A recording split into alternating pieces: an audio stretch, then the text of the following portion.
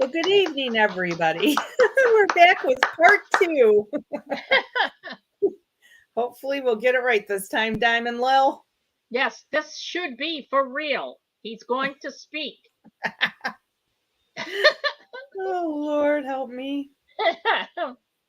No, I was tuning. I was ready to tune in at 3. So I was telling Diamond I've been watching RSBN where they were walking around in the crowds out there talking to everybody. And there's a lot of kids out there in the crowd, waiting to get in the building.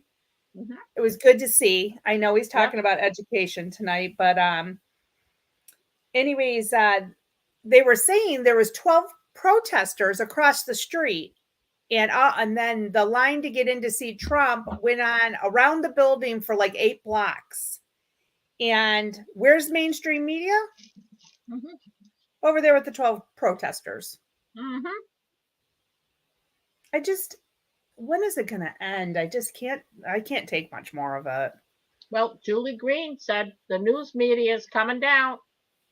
It's They're going going down. down. I'm calling Timber. Well, let's say hi to these beautiful people that came back again. Linda Kirksey, first one in. Hi, Linda. Oh, Nikki B's here. And hi, Nikki B. Oh, and Georgia Pappas. Hey, Georgia. EOT. Hi, my friend. Hey, Dory Finkel. Hello. Sharon McMullen. Good evening. Hiram Carr. Hello. Be rich soon. Good evening to you. Let's see. Debbie Golden. Hi, Debbie. Georgia Pappas. Hi. John McLaughlin. Hello, my Michigan buddy. Georgia Van Houten. Good evening. Hi, Brighter Day. Isla E. Hello. Jersey Joe's in the house. Hey, Jersey Joe. Sharon Whitmore. Good evening. Bubba Morris. Love you, love you. Yes. Vicki Sorrells. Good evening. Kathy E. Hello. Chicken Grandma. Hi there. Hey, Chicken Grandma. Let's see. Hi, Chris. Good to see you. Shadow Dancer. Hi. She says, howdy, howdy, my friends. Well, hello, Shadow Dancer. Sheila Hafner. Mm-hmm. Hope I said that correctly. Good evening. Michelle Gale. Good evening. And Maggie Lass. Hello, Maggie Lass. Proud Army Mom. Hi again. Good evening. Hi, Proud Army Mom. She's watching on TV, so she won't be chatting, she says. Well, I checked the local news weather report, and I guess we're starting sometime tonight. It's starting like at 2 a.m. Okay. So, I was telling my daughter, we've got candles and stuff. We just have to find a lighter. And she said she has one. So I said, okay, great. We're all set. Well, my granddaughter. Heard. Oh, boy. She's like, are we supposed to lose power? Now she gets really. Yeah. Bothers her. So she just came in just before the show started. And she said, Nana, I have a snowstorm planned. Oh. And I said, oh, okay. And she says, we have to find candles. And I said, yeah, that's a good idea. And she said, we have flashlights. And I said, yeah, that's a great idea. And she says, if we lose power, we're going to pray to God. Aww. And we're going to ask God to give us our power back. And I said, that's a wonderful plan. Yes. Yes. She's so sweet, Diamond. Yeah. And she says, Nana, we got to make sure we have some storm food. Well, you just bought her some storm food. That's what I. She's asking for these oddballs. Old lady cookies. Yeah. Hey, Kathy did you E, ask yes, her? she has she does have her own flashlight, and she has her own like a camping lantern, Okay. that's runs on batteries. Actually, you can recharge it, plug it in. So I just told my daughter, just charge her lantern tonight, so she'll have it. I'm sorry, Nikki, you were asking me something? Yeah, hang on one second, and I'm going to ask you. But I just Yeah. want to say hi to Shell, hi to Oh, Joy. I didn't want to miss anybody. Hi, Nick's no, Creations, go ahead. Yeah. Ingrid Rubio, Mm. Quiltar, Sharon Mercier, Outlandish Patriot. Thank you for Mhm. coming, Georgia Van Houten. Mhm. Tubla One, Melinda Ritchie, Liz Grizz. Love you, girl. Diane B. Thank you Hi, guys for Grizz. joining us. Hmm. We're just waiting on Mr. T here. Yes. Oh, they're showing the stage, so we got to keep an eye on that. No, I was asking you, where did your granddaughter hear about those cookies? Did you You ask know her? what? I did not. Oh, okay. I have not yet, but I'll have to find out. To be Uh, continued. I want to yeah, know. my I was telling Nikki that my granddaughter asked me. I had a list of things she needed at the grocery store. Of course, she needed her Smart Food white cheddar popcorn. She loves that. And then she wanted a couple things, and then she said she wanted the pirouettes. And I said, well, honey, what's that? And she goes, they're tube things that have cream in the middle. And I'm like, all right. So I asked Nikki if she knew. And we had to Google it. We looked it up. Well, I did say before we Googled it, I go, I think they're You did, like a like cookie, right? like a cookie, but I think they're more like an old person cookie. Like you would have at tea parties or something. Exactly. But you had it right. They are cookies. They How are in does the a cookie. 10-year-old know about these things? That's what I want to know. Well, I'm just like, what in the world is a pirouette? I've never heard of them. They do come in three flavors. They have a chocolate fudge, they have a vanilla, and then they have a chocolate hazelnut. So Ooh. I got her, even though they're like $6 or $8 a can, and I don't know how many are in there. I'll have to look. But I got her two. I got her one vanilla and one chocolate. So I pull up to the house here. I had a bunch of like cases of water and things. So I called my daughter. My daughter lugged all the heavy stuff up. I brought it to the steps, and then my daughter lugged it up. And by the time I got the car parked and locked and walked into the apartment, she was already chewing on a pirouette, the granddaughter. So, I want to yeah, know how she knows about these. I know I'm going to have to ask her, Nikki, and I Hi, will let you everyone. know. I'll Thank let you you so know. much, everyone, for coming back. Sorry that I screwed it up the first time. Oh, you did fine. We had a great time. We We had did. We had Jeff comedy Riddle and hour. yeah, Craig Hunter and Jeff Riddle came out. Actually, no, it wasn't Jeff Riddle. He had on the name Loser. Hi, Be Rich Soon. Marilyn Ponomarenko. Hi.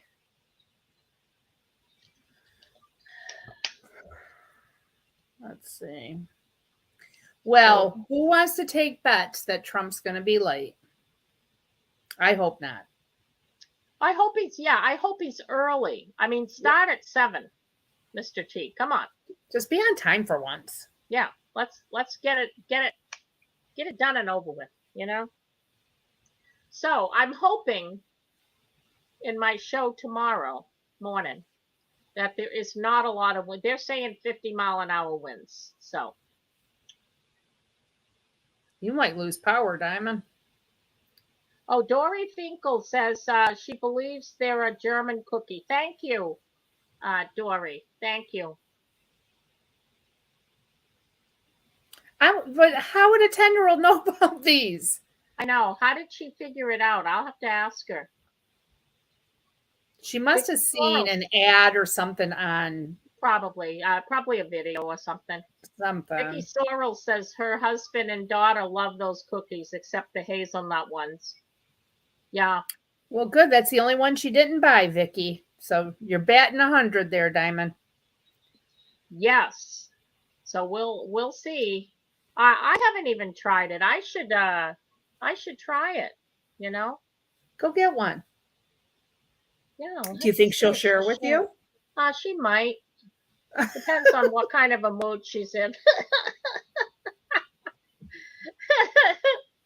50-mile-an-hour winds, though, Diamond. I'm just thinking. I hope Yeah. you guys can stay. Oh, Well, that's what I see. That's why I was talking to my daughter low, but my granddaughter was in the living room and she still heard us. listen, I talked when my daughter was young. My husband and I would shut the bedroom door and whisper, like reading lips whisper, and she heard what we said. She still heard. Yeah. It was like I was talking to my daughter and I said, you might want to charge up her lantern tonight, in case there's power. And then as I'm done with my daughter, my granddaughter's out in the living room. She goes, Nana, did you say we're losing power? I said, we might, honey. Not that we are, but we might. So we have to be prepared. She's too funny. T has an army of bodyguards to choreograph. Take a few. Oh, it might take him a few with all his bodyguards, I think is what she means. Oh, I see what you mean. Okay.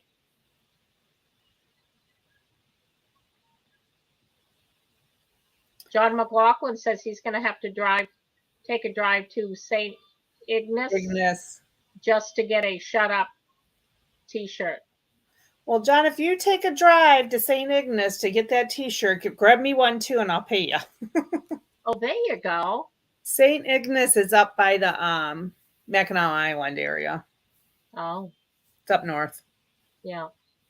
And pick me up some fudge too while you're at it. Oh, they make a good fudge? Mackinac Island fudge. Yum. Yeah. Yeah. Well, wasn't That's Jeff... what I'm going to send you, Diamond. Next time something comes around and I want to send you something, I'm going to send you Michigan stuff. Well, didn't Jeff get some fudge from Mackinac Island on one of his excursions with Michelle? I think that's when he was in the helicopter. Yeah. Didn't he get some fudge? And yeah. I'm sure he did. Yeah. Mm-hmm. Yeah, we got some good stuff around here. Not that I like Michigan, but I hope they have a good last night in Louisiana. Well, if it's up to Jeff, he will. If it's up to Craig, he'd sleep through it. Yeah. Well, I'm telling you, when Jeff was up here, it was go, go, go every day. We did something every day. By the time I got home, I was exhausted, but I kept going. I might have been slower than the two of them, walking wise and stuff, but I was right with them. He can't sit still. No, he's go, go, go all the time. And when I say, because we had just eaten and I was like full, and he's like ready to eat again, So I can't eat like that. If I'm full, I can't eat. I'll get sick. Yeah. So. I'm the type of eater, like if we go out to eat, I usually eat half of my meal and I take the other half home with me and I eat it for lunch the next day. Oh yeah, that's a good thing. I just can't, I don't know why I can't eat a lot at once. Yeah. I can eat, don't get me wrong. I love to eat. I just can't eat a lot at once. Mike Moss is asking, anybody have any news on the National Guard deployment? Have we heard anything about the people in the military that had 72 hours to report to Washington, D.C.? I know they can't say anything probably, but has anybody heard anything on that? I have not. I haven't either. Oh, Nikki B, I was notified that KLW, that's that Lee Wheelbarger Yeah. guy, Mhm. World Reports or something. They had on, there were air sirens in Ukraine, and there were missiles flying out and incoming. So that went on for a little bit. I was watching that. What did they say? It was I think somebody at one point said it's the, what's the area there? The Basmat or Buzzmat area? What is that of Ukraine? It was in that area anyway. Hmm.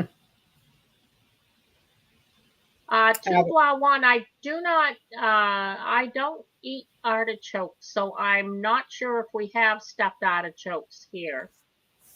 I'm not an I don't. artichoke fan either. I mean, like I'll Yeah. eat it like spinach and artichoke dip, but I kind of, Yeah. if I get a big piece of artichoke, I'll kind of shove it to the side. Yeah. Like I don't want it. Let's see what's outlandish got here. Gateway Pundit. Oh. Marjorie Taylor Greene retweets heartbreaking video of young children devastated after being denied visitation with the oh my goodness. Heartbreaking. They're just going to keep tormenting these people, aren't they? I'm That's what telling they're you. doing, and behind closed doors, we don't know what they're doing to those people. I just wonder when the American people are going to have enough and just, I don't know, Diamond. I worry about that. Yeah. Stephanie Lai says volcano in Alaska erupts first time in 100 years. Didn't Julie Green say something about a volcano in Alaska? Yes, she did. Is it erupting? Did you, Stephanie, you see that it's erupting, or is it just looking like it's going to erupt? Because that's what I saw the other day. It wasn't The other erupting day yet. the other day they were saying an eruption was imminent. Okay. Yeah, but I don't know. Has it, Stephanie? Did it erupt? Hi, Mike Mazda. Marla Benningfield. Sunday, Monday, happy days. Hi, happy days. The gang's all here, Diamond. Excellent. Now we're just waiting for our speaker. Yep. Nick's Creation says Bitchy Mitchy got released from the hospital, heading to rehab.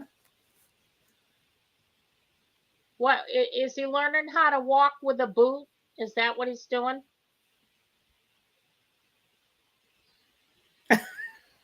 He's part of the boot club.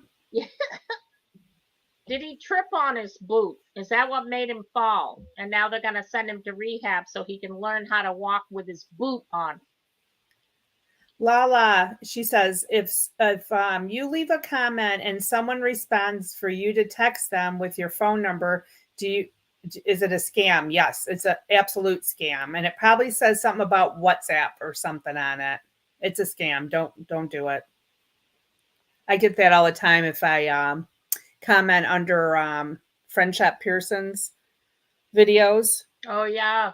And it comes up with his picture and everything, and it says, text me at this number on WhatsApp. No.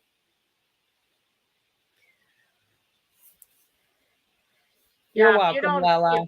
If you don't know the number or anything, I wouldn't even. Oh, what's going on here? I don't know. Let's turn it on. The first thing I want to do is introduce 6 great patriots who are going to sit upstage up here with President Trump. Oh. We have the Honorable Matt Whitaker.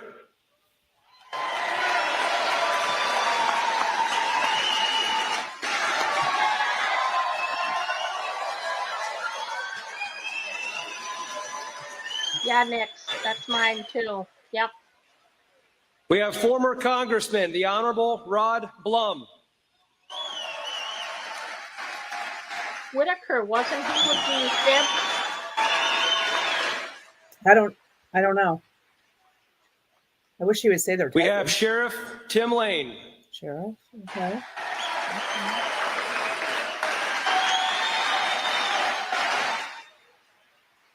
He's packing. We have someone with a distinct title of having been the first elected official in Iowa to endorse President Trump way back in the day, State Senator Brad Zahn. Georgia says Matt Whitaker was the AG after session. Okay, thank you, Georgia. And finally, we welcome back Government Oversight Chair, Representative Brooke Bowden.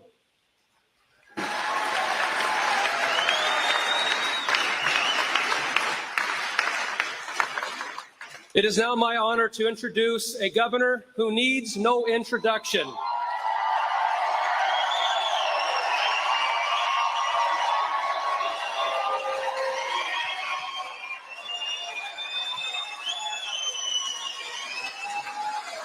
We have a governor who's not only the greatest governor in Iowa history, she is easily the single best governor in the United States of America, Governor Kim Reynolds.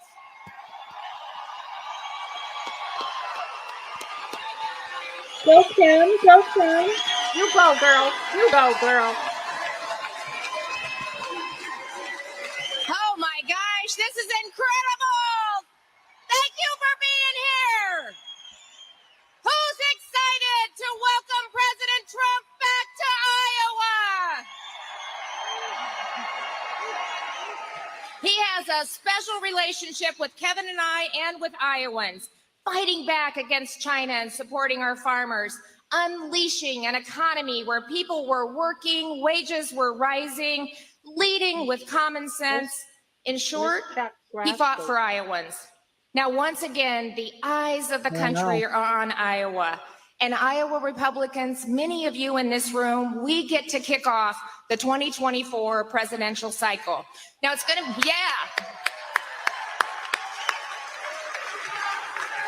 it's going to be a little different this time because the Iowa Democrats conceded our state and Iowans to protect President Biden. And this is a president who only 37% of the Democrats think that he should run for re-election. And that number drops to 23 for those that are 45 and under. Once again, turning his back on the Midwest. Did President Trump turn his back on the Midwest? No. No. But now, Republicans, we're going to prove once again why we're first, that the process works because Iowans do it right. And we have a great story to tell. In Iowa, I am proud to say that we bucked the national trend and we had a great big old red wave.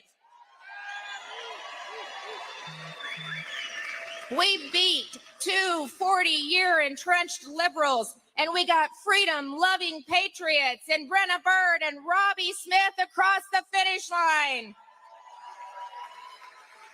For the first time in 50 years, our entire federal delegation is led by Republicans, and we have historic majorities in the legislature. And guess what? We're getting things done.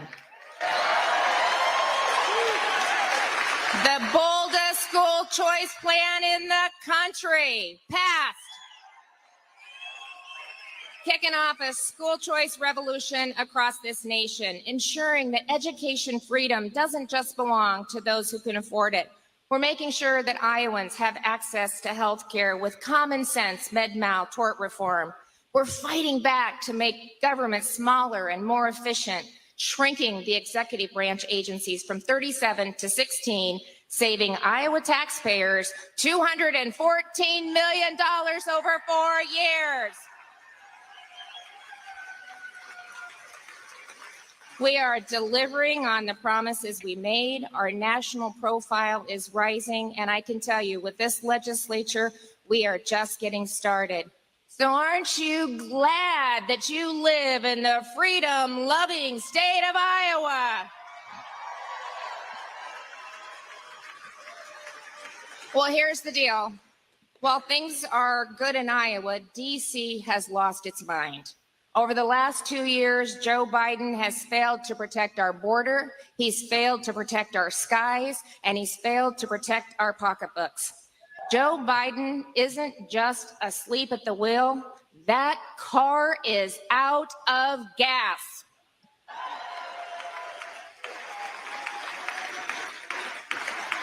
It We got is some such gas a for him. contrast to the Trump administration, where Iowa families, farmers, and small businesses won. America was strong and energy independent. Common sense prevailed, and our border was under control.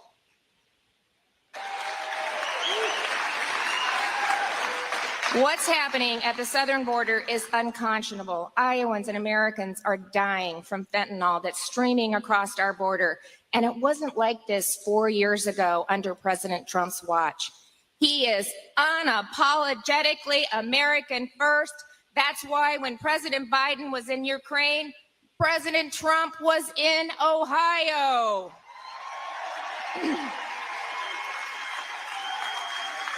He loves this country, and I can tell you without hesitation, he loves Iowa. Please help give him a warm welcome to President Donald J. Trump.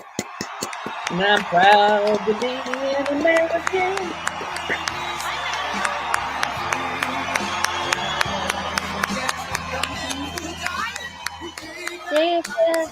For me, stand up.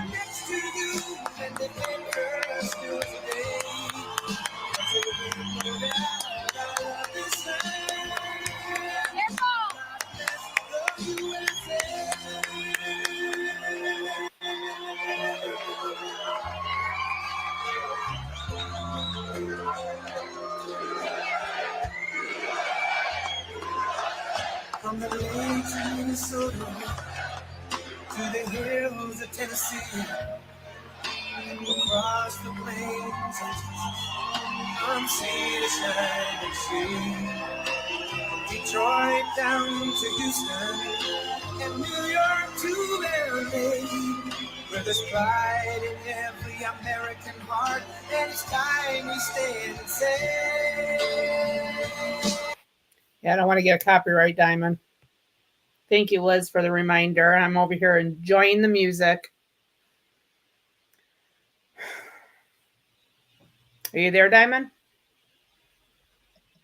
I was chatting away with you, but I was muted. Well, happens all the time.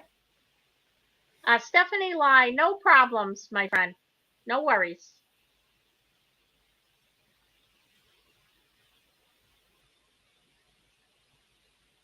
Gladly stand up Next to to you. you. We'll sing for y'all. Yeah. We'll take donations to stop singing. Next to you and defend still today, because there ain't no doubt I love this land. God bless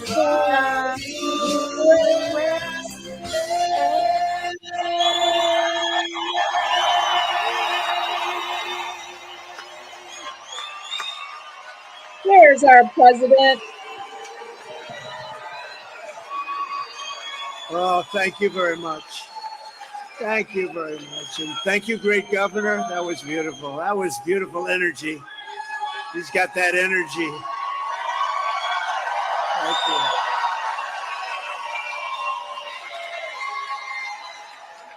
I wish we could have gotten everybody in. You have to see outside. There's so many people want to get in. You're so lucky. You're so lucky. We're going to have a good time together. It's great to be in Davenport. I come back to Davenport all the time. It's been really good to us. We won, we won this wonderful stuff. We won Iowa twice. And unfortunately, we're going to have to do it a third time because something happened the second time. Nobody knows what that is.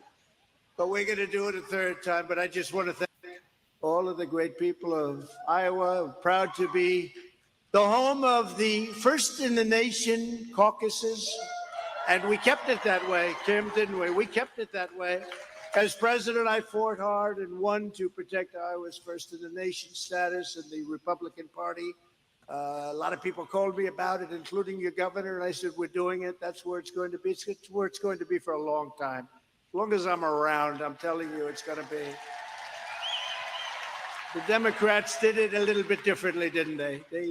They chose a different order. I want to thank Kevin Reynolds also, because he's been a friend of my son's and a friend of mine. They like hunting, and they're the only two. You know, a long while ago, we had a situation where Kevin and my son Don went out hunting with a certain gentleman who we love, a certain governor, previous governor, and they had a very cold weather. The only two that didn't show up for 3 days back, everyone came back in about 15 minutes. It was too cold. Were Don and Kevin. Do you remember that, Kevin? They said, what happened to those two? Those two could take the weather. There was no problem. They came back. They said, what's the problem? But I just want to thank you very much, Kevin. Great job. Great job you've done. Don says hello. I also want to congratulate and thank Lieutenant Governor Adam Gregg. Adam, thank you very much. Former Acting Attorney General Matt Whitaker, a friend of ours for a long time. He's been a great gentleman. And your former congressman, who I endorsed very, very strongly. We had a good run with Rod Blum. Thank you. Thank you, Rod. Good job. State Representative Brooke Bowden. Thanks, Brooke. Scott County Sheriff with the most beautiful family, Tim Lane. Thank you, Tim. Iowa Republican Party Chair Jeff Kaufman. Scott County GOP Chair Juanita McNulty. That's a nice name. One of the first elected officials to endorse me. I love this guy. He was so early. He endorsed me before I was even running. He said, you know, that guy would be good. Those are the guys we really like, huh? State Senator Brad Zahn. Thank you, Brad. Oh, we love that guy. Thank you. Thanks, Brad. I also want to thank my Iowa senior advisor, Representative Bobby Kaufman, and many of his colleagues. Bobby is so good, so good, and such a good job. We're looking at those poll numbers are looking very good. I want to tell you, you can tell by the crowds outside. You can tell by the crowds, but his colleagues in the Iowa House and Senate who are here, and they've all endorsed me, and I really appreciate that, including state senators Jeff Reichman, Charlie McClintock, state representatives Craig Johnson, Ann Osmundson, and I love that name, Mark Cisneros, Steve Bradley, Derek Wolf, Heather Hora, Brad Sherman, Cindy Golding. And by the way, you know what we're going to do a little bit later, if we have a little time left, which I think we will. We'll take a few questions. Does anybody want to answer? Woo-hoo. You can ask me anything you want. Unlike Biden, you can ask me whatever the hell you want. When you coming back? You hear Diamond Lil? I've never seen anything like it. The other day they were asking questions and he was reading the answer off a teleprompter. I said, they've never done that for me. But we'll do some question and answers if you want. We'll finish up and we'll have a little fun, okay? You can say anything you want. You can give me the worst, toughest, most horrible question. Who cares, right? Who the hell cares? For 7 years, our MAGA movement, the greatest in political history, there's never been anything like this, has been taking on all of the evil and sinister forces trying to destroy America's future. You know that? You know it better than most. We stand up to the globalists. We stand up to the Marxists. Remember I said, we will never have socialism. That train left socialism a long time ago, never even stopped at that station. We stand up to the crooked Democrat prosecutors all over the country. If I fly over a state that happens to be Democrat, let's call them into a grand jury. They have nobody's ever weaponized like this group of people. They're maniacs. We stand up to the rhinos, communists, and the anti-energy extremists. We stand up to the open borders fanatics and the pro-China special interests and the fake news media, of which we have quite a bit of it right here. lot of it. We put workers first, we put farmers first, and above all, we put America first. We put America first.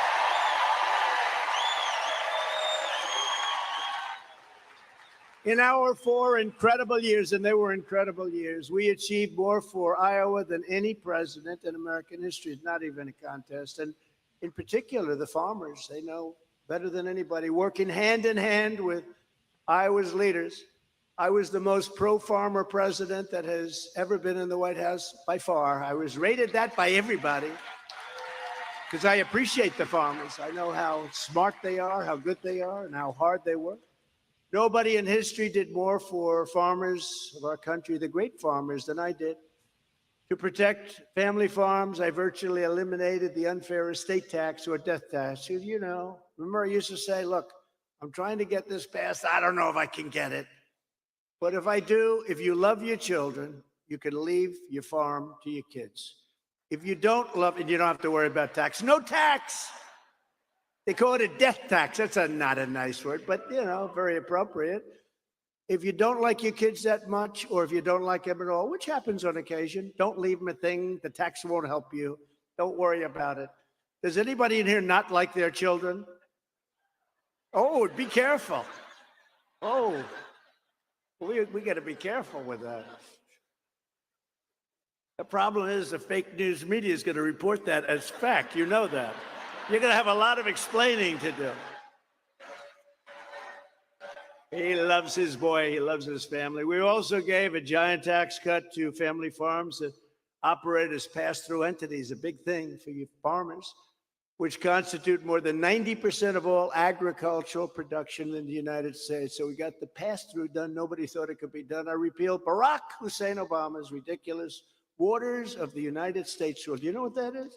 It sounds so nice, Kim. It sounds so nice. Waters of the United States. I said, I'm going to get killed when I repeal this one, because the only thing good about it was the title, Waters of the United States.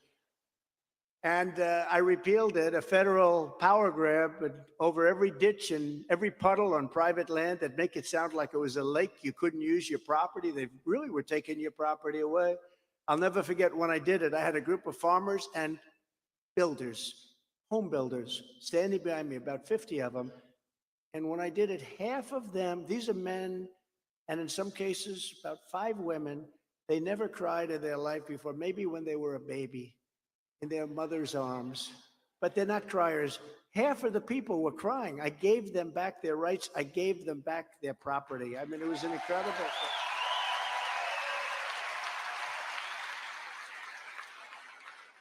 And our Department of Agriculture cut 7 old regulations for every 1 new regulation, saving farmers and taxpayers $262 billion a year at least.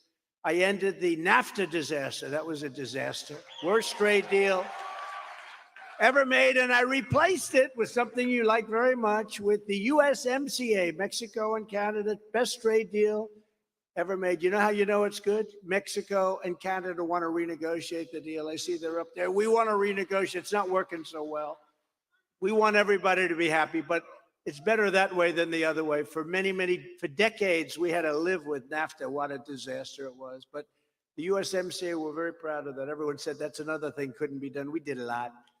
At my personal insistence to Prime Minister Trudeau, the USMCA pried open Canada's dairy, poultry, and egg markets for American producers. They were shutting us out. You have no idea what they were doing. I stood up to China like no administration has ever done before.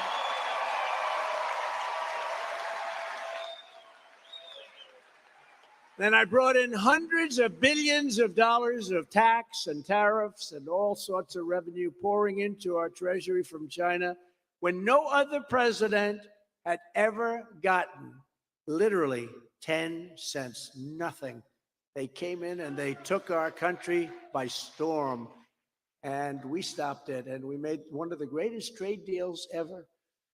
We were mistreated by China, and our farmers were mistreated more than anybody else. And I took a list as to what amount that bad treatment was, and I went to he did a great job. Sonny Perdue, Secretary of Agriculture. I said, Sonny, let me ask you a question. I want you to figure out over the next couple of days or sooner, how much money did China rip off our farmers in this country? You have to tell me. He got back to me and he gave me it on a yearly count over a few years, but the total was $28 billion. And I told China, you have to pay it. And you know what? They paid it. They paid it. And you all, many of the people in this audience, got a check. I took it out of the tariffs that I charged China. We had a lot of money left over. I can tell you that. We had hundreds of billions of dollars, hundreds of billions left over. We took a lot of money. We saved the steel industry. We saved a lot of industries. We handed checks to the farmers for $28 billion. Did anybody get a check in this room for the farmers? Because you got to be. Yes, good. Not as many as I would have thought. You all got checks, but maybe you're not in that business. But we're all with the farmers, and they got $28 billion. Nobody saw that one coming. That was one that they said, this is incredible. But he also made a deal with China, and the deal with China was a phenomenal one. My people wanted $15 billion in agricultural purchase. I said, you have to buy. And otherwise, we're not going to do business with you and other things other than the farms. And I said, what's the number, 15 billion? I said, did I hear you correctly? I thought they said 50 billion, right? They said 15 billion. I said, I think I heard 50 billion, asked for 50 billion, and they agreed. And that's why you're still doing well today, Kim. You're doing so well today, even though they aren't totally living up to it, it's still more money than anybody thought possible. And the reason they're not totally living it up is they have no respect for the Biden administration, but still more money. That's why the farmers are continuing to do well. But China and the USMCA were just the beginning of our fight for the American farmer. I also got Japan to slash or eliminate tariffs on over 90% of U.S. food and agricultural exports. People knew that. What a difference it made. I dealt with the great Prime Minister Abe. He was my friend of Japan. And that one, who unfortunately, as you know, was assassinated by a madman. But what a great man he was, and his people loved him. But he was very fair to us, and we opened it up because we were being treated very unfairly by Japan, as we are by almost everybody, I have to tell you. I can't think of anybody that we made a better deal. It's hard to believe that we survived, but of course, we do have $34 trillion in debt. So I don't know if you call that survival. You know, eventually that comes back to haunt you, right? But we didn't make any good deals. We had no good deals, so we made a lot of them great, and some of them phenomenal. The European Union agreed to nearly triple its beef imports and opened the markets to American soybeans at a level that nobody thought was going to happen. I also won our farmers gigantic concessions from South Korea, Argentina, Brazil, Guatemala, Tunisia, Ecuador, Morocco, and many, many more. I was working very hard on Europe, and that was going to be a deal that was done because they don't treat us very well. Europe, believe it or not, you know, it sounds nice. A lot of us indirectly come from Europe. Sounds very nice, but they treat us very bad on trade, very badly on trade. And even if you look at the war, if you look at what's going on, we're at about 150 billion, and they're at about 25 billion. I would say that's not right. You know, somebody's got to tell them. All you have to do is say, listen, you're delinquent. You got to up it. You got to up it. It's not fair to our country. But we had an election that was not a good situation, not good at all. You've seen a lot of the reasons for it's a disgrace. We got more votes than any sitting president in history by a lot, by millions. We got 75 million votes, more. That's what they report. They say the other guy got 80. I don't think so. He did one hell of a job from his basement. But that's what it is. It's a very sad situation. In total, I successfully negotiated and renegotiated more than 50 agreements to boost farm exports by more than $60 billion, supporting millions and millions of American jobs, and right here in this room and right here in Iowa.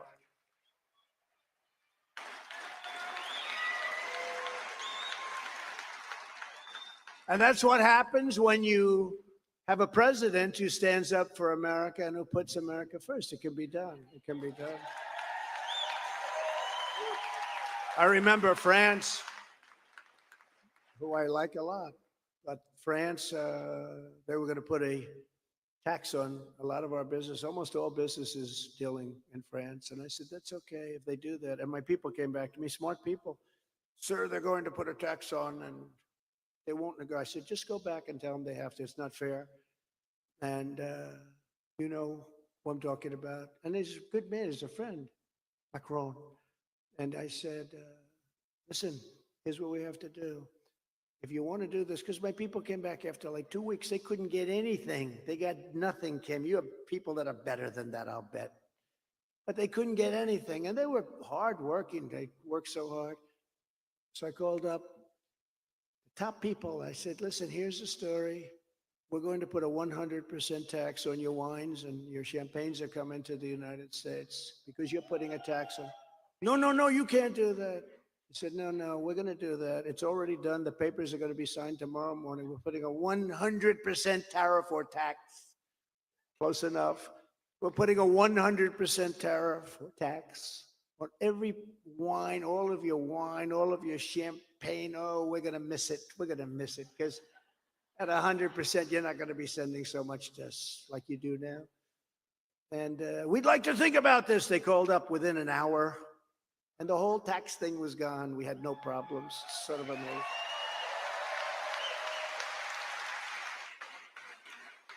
But as our Secretary of Agriculture, Sonny Perdue, said, at the end of the day, farmers are better off thanks to President Trump's policies, initiatives, trade policies, and his incredibly strong support. According to the Economic Research Service, farm income is forecasted to be at its highest level. And this didn't just happen by accident. End of quote. He said this didn't happen by accident. He was a real pro, really understood the farming business. He could never believe what we were able to do in just a short period of time. And you're still getting the benefits, but it's slowly drifting away. It's just slowly drifting away. Under Joe Biden, it has been a nonstop war on American agriculture. You know that. Biden reimposed the Waters of the United States rule. He reimposed it. One of the first days in office, he's trying to raise taxes on farms. He wants to reinstate the death tax, and fertilizer prices are now up by more than 300% for fertilizer. Net farm income is projected to fall by 16% this year alone. And on top of it all, and if we didn't do what we did, 16% would be 75%. But with the insane Green New Deal, Joe Biden is trying to totally kill Iowa ethanol. By contrast, I fought for Iowa ethanol like no president in history. We've had great support. We've had really incredible support in that from your state, but not everybody supports it outside. Not the easiest sell outside of Iowa, but we won't talk about that. I issued a rule declaring the E15 would be made available all year round, right? All year round. Nobody said that was going to happen. I also dramatically increased the number of fueling stations where E15 could be sold across the country, all over the country. And very importantly, I let them use the original pumps and equipment instead of having to buy brand new equipment, just because I did it, because it was equal to, in some cases, better than the new stuff. So I said, do it.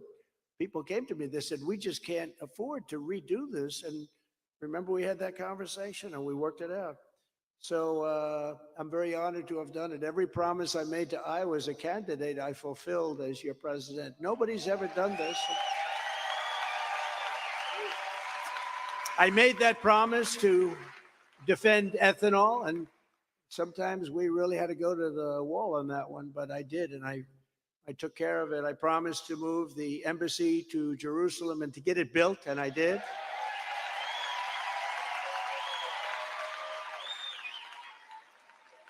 I got it built for a fraction of the cost and a fraction of the time. You know, when they came to me, sir, would you please sign this, sir? I said, what's that for? That's for the American embassy in Jerusalem, after I announced that we're going to move it. So moving it was one thing, but it would have never gotten built. It would have been, 20, 25 years. I said, how much is this? $2 billion, sir. I said, wait a minute. We're going to build an embassy, like a one-story building, two-story building. How do you don't build them for $2 billion in Iowa, I don't think, Jeff, do you? So I said, why so much? They said, well, sir, by the time we do this and buy the land, why do you have to buy land? Don't we have land? Well, we do, sir, but nobody's really looked at that. We'll take a look. So I called up some people and we looked at it very closely. And we happen to have the best piece of land in Jerusalem because we sort of were there early. You know, we're in a lot of places early as a country. We've been there a long time. I said, could we use it? It had a building on. Could we use it? We'll build the embassy there. We just saved $300 million on land. They were trying to rip us on a piece of land that was not even a good location. I know a lot about location because I'm in the real estate business. Location is very important. But they said, yes, sir, but it's got a problem. What? It's got a building on top of it, sir. I said, oh, that's good. Maybe that's good. Maybe we can use the building. Oh, I never thought of that, sir. So I had a study done, and the building was very strong. It was set back. All of the things that you had, they wanted set back for security. It's a very big site, beautiful, beautiful views, really the best site. And we already have it. And the building was not even occupied. So I rebuilt the building. I did this as a personal thing. And we were going to spend $2 billion on the whole project. We ended up spending $500,000. Can you believe it?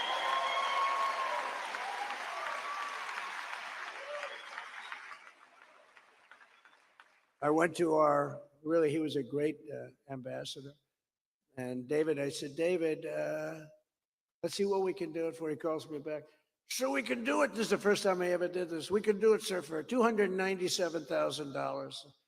I've never said this before. I said, David, that sounds too cheap. You know, usually I say, let's see if you can cut it in half. Cut the price in half. But, you know, I'm going off a $2 billion number. So I said, you know, a friend of mine, a very big hedge fund guy, rich guy, every time I walk into his office, he shows me about Jerusalem stone. Oh, this is Jerusalem, opposite the elevator bank, big building. And he goes, look, this is Jerusalem stone. I said, if you tell me that again, I said, what's the big deal? Oh, this is the finest stone, the greatest stone. It comes from Israel and everything else. So when I heard that, I said, you know, 2 years later, I said to my guys, can we build this building in Jerusalem stone? Yes, sir. It's the cheapest stone we can buy. It's right here. You believe it? So the whole building is Jerusalem stone. Nobody can believe it. And it's gorgeous. So we opened it up on time, under budget, actually under budget. And it's the embassy. And, you know, someday maybe they'll take it down and build some stupid building that costs $2 billion and is unnecessary, which they've done in many other locations, I can tell you. But it was a great thing. So we not only got it in terms of declaring Jerusalem the capital of Israel, which is a big deal to a lot of people.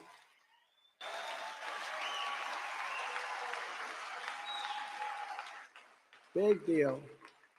But we got the building built, and it was built very quickly. And I heard all sorts of things are going to happen if you do it. It's going to be terrible. It'll be bloodshed all over the Middle East. Nothing. So it was just a way of stopping something that people didn't want. But when you look at the job we did there, and we got rid of the Iran nuclear deal. Now what's happened when you look at what is taking place right now, it's so sad what's going on right now. They were ready to make a deal. We would have made the greatest deal ever. They would have never had a nuclear weapon. They would have been actually happy about it. But this group came in and allowed them to get rich and allowed them to dictate the terms. And it was really, really a terrible thing. I promised to appoint true conservative justices to the United States Supreme Court, and I did that, 3 of them.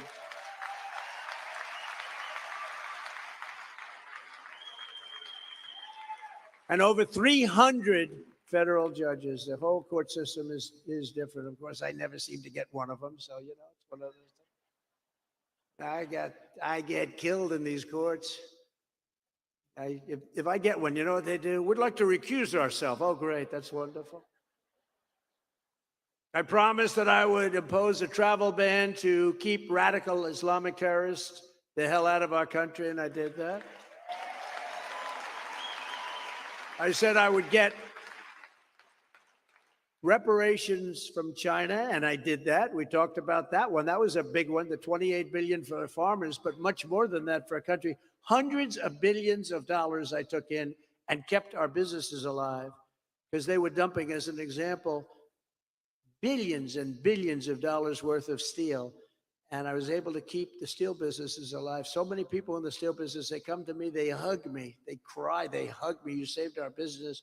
And I saved many businesses by targeting even like things like the washing machine business, the dryer business, the air conditioning business. They dump all this stuff in our country, and our companies were all closing up. And I saved those businesses with taxes, tariffs. We made it fair. And how could a farmer vote against me after doing all this for the farmers? If somebody called me up, and I was sort of like in a wise guy mood, I said, how do you think you'll do in Iowa? I said, listen, I got the farmers $28 billion. I did things that nobody thought was possible. Even Kim said it's going to be tough. But we did things that nobody thought was possible. And we made the farming business great. Made it great again, if you think about it. Now it's slipping away a little bit, but we'll get that back real fast. But so I said, and I saved ethanol, which is a big thing for Iowa and farmers, but a big thing for Iowa in particular. And I said, so how the hell would I lose Iowa? How is that possible? And then I got a poll the other day that was, we're way up. I can tell you, Jeff, we're way up. And I think we're going to do fantastically here. It's been a great state. Great people, great people. But I made those promises to the people of Iowa and America, and I kept every single one of my promises. And now we're laying out a bold, forward-looking vision for what we will do. And when we take the oath of office and we get back that beautiful, beautiful White House, and we become together the 47th president of the United States. Within hours of my inauguration, I will cancel every Biden policy that's brutalizing our farmers. Every single one of them.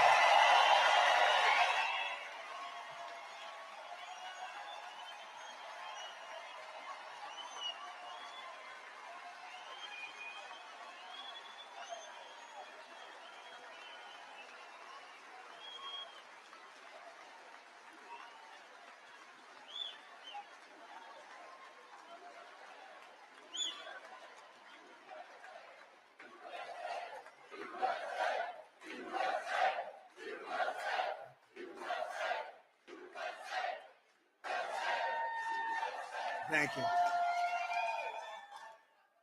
I'll appoint a special team to attack the high price of fertilizer. We'll have that taken care of very quickly, just like I did with oil. In fact, I got the oil down so low, I had to save the oil companies. How about that one? Remember that little period when you were getting almost free gasoline?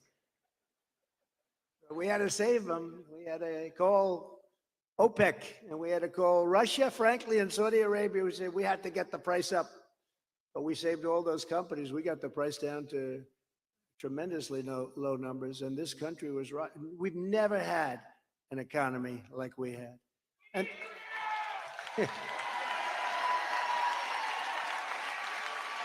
and when you think of it, they did just the opposite. What caused inflation? The oil price.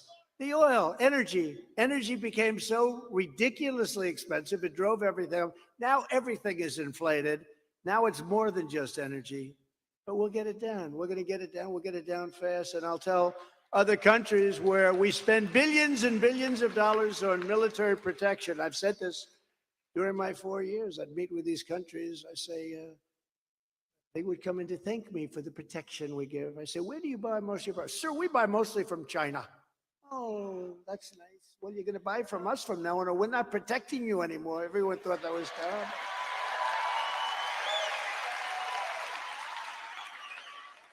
And if they don't give preferential treatment to our farmers, just like I did for 4 years, that's why you had all that business. The troops are packing up and they're going to be coming home. And I tell them that, and there's nothing. Some people said, that's very tough, sir.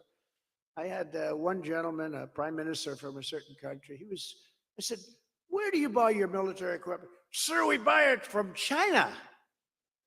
I said, so wait, we're protecting you and you're buying it. Another one said, Russia. We buy a lot from Russia. How much you buy from us? Very little, sir. Sir, we need more protection on our east front. I said, we're not giving you anything. We're not giving. I mean, how stupid are we? I go through these conversations for 4 years, the dumbest conversations I've ever had. But they all came alive and they all came back and they started buying from us. Unbelievable.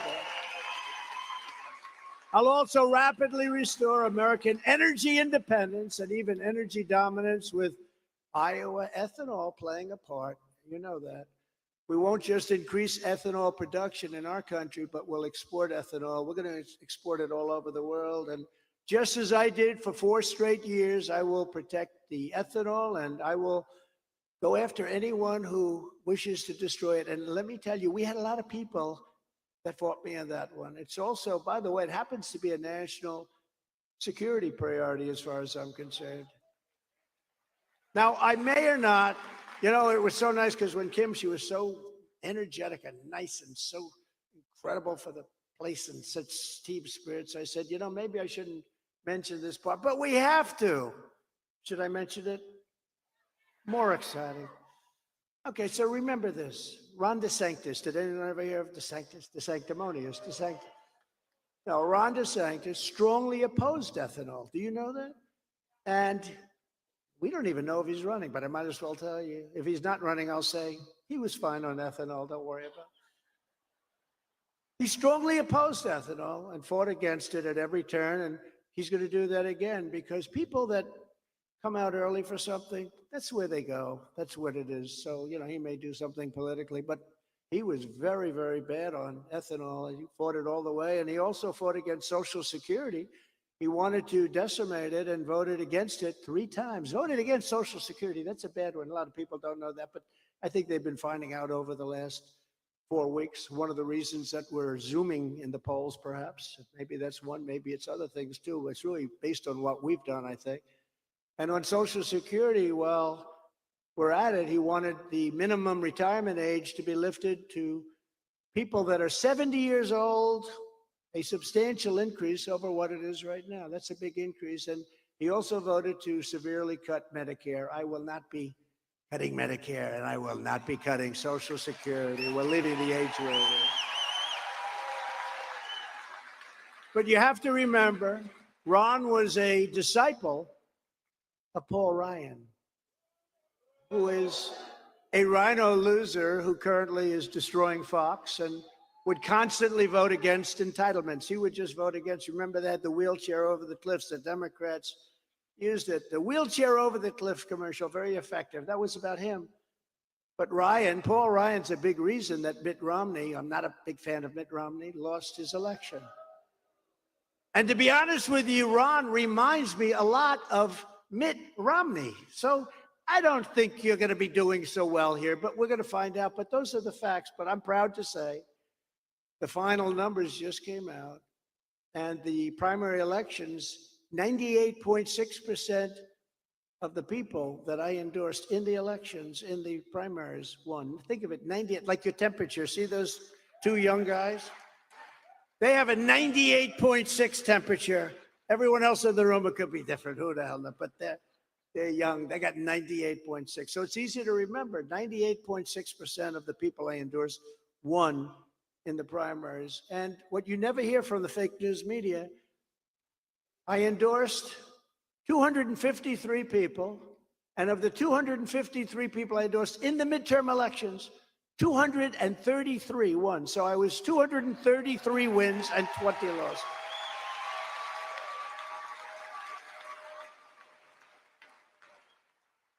They'll bring up 1 or 2 names. They'll bring up Herschel, who's a wonderful guy, but he didn't quite make it. They'll bring Herschel Walker up. They'll bring another one up, another one. I get a couple of names. But think of that.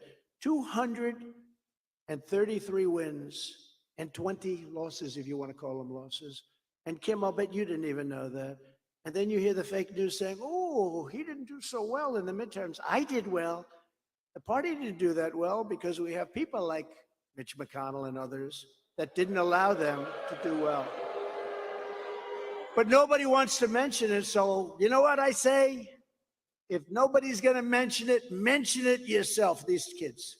Because if nobody else is going to toot your horn, toot your own horn, and just let it out there. But that's pretty good, right? 233 out of 253.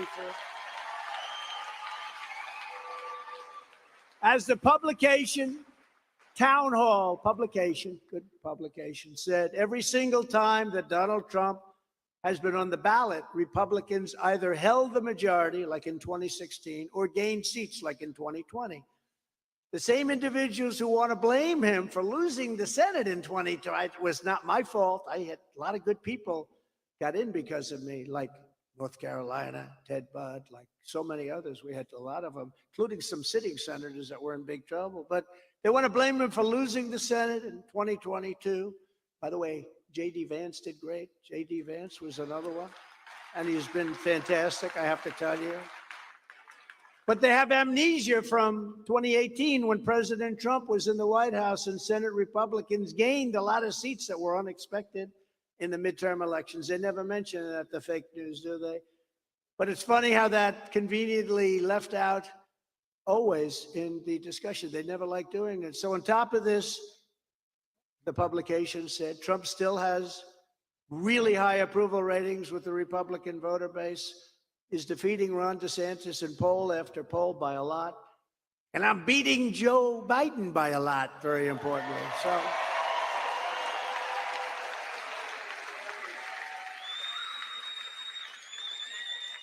but you don't hear that from the media, sometimes referred to as the fake news media. So I'm telling it to you. That's the facts. As president, I will immediately end the invasion of our southern border. Kim mentioned. Oh boy.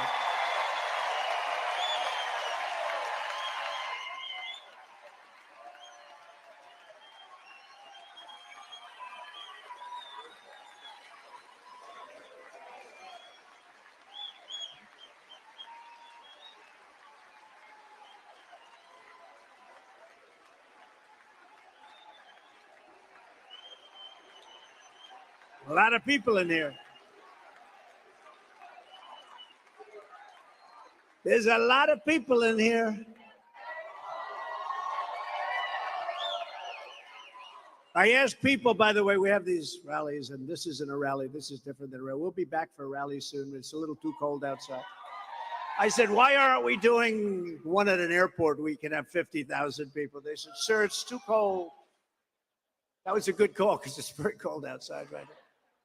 But there are tremendous thousands of people outside that want to get in. This great spirit. 2 years ago, we had the most secure border in U.S. history, and we will quickly do that again. We had the most secure, we had the best numbers that we've ever had in recorded history. I built hundreds of miles of wall, and we completed the original task as promised, and then I began to add even more in areas where it was needed. We did hundreds of miles. And then, thank you. I don't know what she said, but whatever she said sounds good. But you know what? We did hundreds of miles of wall, and between that and getting Mexico to give us 28,000 soldiers free of charge to keep people out, and we had stay in Mexico policy. You think it was easy to get Mexico to say, oh, we'd love to have a stay in Mexico policy? We used to have stay in the United States for the rest of your life, because once they were here, nobody ever got them out. They never went back. They never came back. They'd be given a court hearing, and they would just not even think. They would throw the piece of paper away. It didn't mean anything. But I got a stay in Mexico policy from Mexico, if you can believe it. The reason was, I said, look, you have to do this, because if you don't do it, we're going to put tariffs on everything that you have said. And they said, we would love to do it, sir. It would be a great honor. They said to me, we will never do that. Are you? They thought I was crazy. I said, listen, I need about 28,000 soldiers, of your soldiers, to keep people from coming into the United States. The guy looked at me like, you got to be kidding. That's the dumbest request I've ever had. I said, oh, no, you'll do it. Don't worry about it. You'll do it. No, no, we will not. We will not do it. We had a woman in the State Department. She said, sir, you'll never get these things. 10 different things I asked for, including the medical, which, as you know, is now expiring, which they should let that happen. But she said, you'll never get it, sir. But I had the second highest ranking person in Mexico. And I said, no, no, you'll do it. No, no, we will not do this. Why would you say that we would do that? 28,000 soldiers, that's a lot of soldiers. I said, no, you're going to do it. You're going to keep people out of the United States. And we're going to have what's called stay in Mexico policy. No, sir, we're not going to do it. I said, well, listen, here's the story. If it's not done immediately on Monday morning, this was a Thursday, on Monday morning, we're going to sign. I've already got it made. Here's the papers right here. We're going to put taxes and tariffs on every automobile and everything that you make coming into the United States. And that amounts to tens of billions of dollars. So I really think you're going to do it. Sir, we'd be happy to do it, sir. We'd be happy. He's going like this. Oh. Wait till I explain that to my party. Wait till I explain this deal. But they did, and they were great. And I really like the president of Mexico. He's a socialist, but you know, can't have everything, right? He's a great guy, actually. He's a friend of mine. He said that election was rigged. That election was rigged. He said, I had one of them 20 years ago, President. I had one of them. It's not a good feeling, I will tell you. But he's a great guy. He's a fantastic guy. And, you know, it's not an easy country. It's a very, very tough country, Mexico. Very, very tough. Very dangerous in many ways. But they have a wonderful man leading it. But they did that, and we had stay in Mexico, and nobody would come into the United States, and we had that border. So until we got approval, if they were good, if they qualified, and many of them did, not that many, but many, and they'd come into the United States and live happily ever after. But we kept everybody out. There wasn't MS-13. We took MS-13 out by the tens of thousands.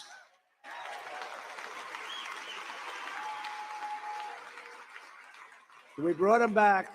We had 3 countries in particular, and we brought them back. And we, you know, when I first came in, I said, why aren't we bringing them back, sir? Under the Obama administration, they wouldn't accept them back, sir. I said, what do you mean they wouldn't accept them back?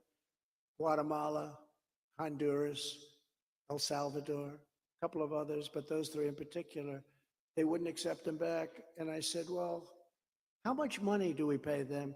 Sir, we pay them $750 million a year. I said, okay, explain to them that as of this moment, they're not getting any money anymore. Because they literally wouldn't. When we had a plane flying in with these horrible people, MS-13 and others that are just horrible, killers, rapists, drug dealers, they'd be flying, and they'd put planes on the runway so our planes couldn't land. They wouldn't let our buses in. They wouldn't let anything, and they didn't want them back. They were gone. They were the ones that got them out. They'd put them in the caravans. I came up with that name, but it was a caravan. They'd put them in the caravans, oftentimes in the middle of the caravan. And you'd have this big caravan coming up to the country. It's just terrible. So what I said, we ended all of that stuff. You didn't see that until this administration. Now it blows everything away. Nobody's ever seen what's happened. Nobody's ever seen it. But I said to them, what happens? They said they won't take them back. So I said, okay, just explain that they're not getting any money from the United States. The following morning, I got like 3 calls almost at the same time, 3 leaders of the 3 countries that I mentioned. Sir, there must be a misunderstanding, though. What's the misunderstanding? We would be glad to have MS-13 come back. We love them very much. And we got them out by the tens of thousands. Tens of thousands.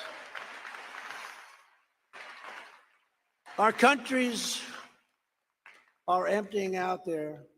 You take a look at what's going on with these countries. The other countries, they're emptying out their prisons, their insane asylums, their mental institutions, and sending all of these people and these massive problems and unbelievable costs. They're sending them to us. There was a picture and a little story about a mental institution in a certain country. And the doctor said, you know, I've been working so hard for 20 years, I couldn't keep up with everything. We're so busy. People wouldn't even have beds. They were so busy. He said, now I have nobody here. You know where they are? Mental institution. You know where they are? They're in the United States of America. It's our problem. And you know what? If you ran one of those countries, Kim, you would have done the same thing. I would have. They're cleaning out their prisons. They're emptying their prisons. Their prisons are empty. They're mental institutions. They're insane asylums, a word you're not supposed to use anymore. Words you're not supposed to use, unlike Biden. I have 3 words for you. We don't want to be caught in that predicament. So 2 words. Insane asylum. These are words you're not supposed to be using anymore. It's not politically incorrect. But mental institutions are being emptied out by the thousands and thousands and thousands. And think of the money they're saving And all of the problems they're saving, and they're dumping them into the United States of America. We're like a dumping ground.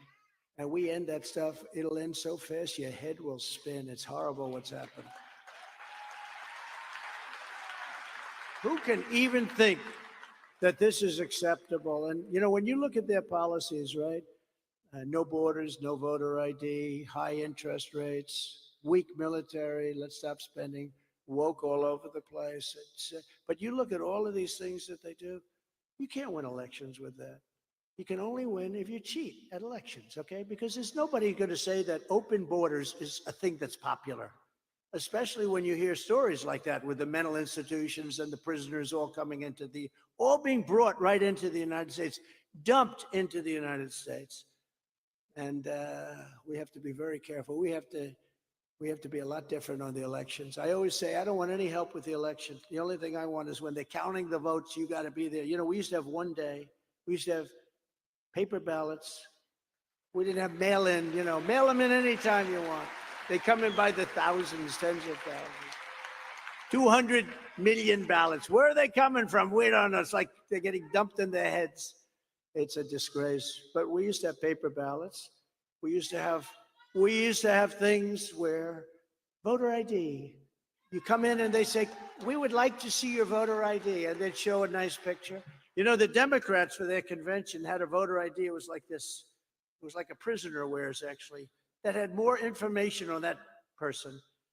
And that was for the Democrat National Convention when they had the Democrat last time. They had the biggest voter ID I've ever seen. They had pictures from every angle, angles that you don't even want to see. They had pictures. And, but we're not allowed to have one for voting. You have to have one when you buy groceries and other things, but you can't have one for voting. That's because they want to cheat. That's the only reason. Even 88% of the Democrats, 88% of the Democrats want that.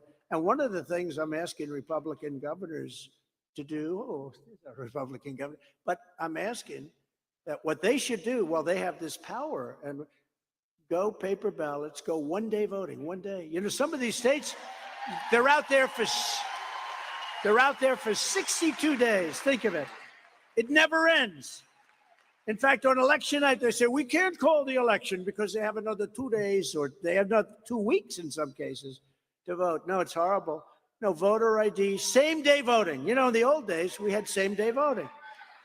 And they can call a holiday if they want. They can do whatever they want. France had 36 million people vote. They used to have machines. They used to have all different things, and they were getting just really bad results, people were ripping off the system. Because anytime, Jimmy Carter said it with his commission, anytime you have mail-in ballots, the system is inherently dishonest because they go out, they come in. So we need to have it. I think Republican governors, I think it would be very popular. Same-day voting, paper ballots, voter ID, and it's over.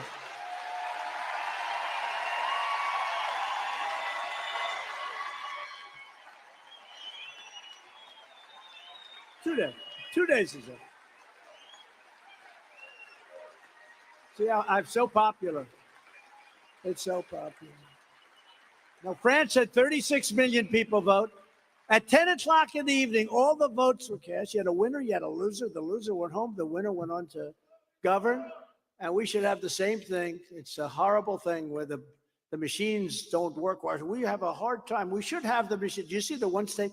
We should have the machines, the vote within 2 weeks.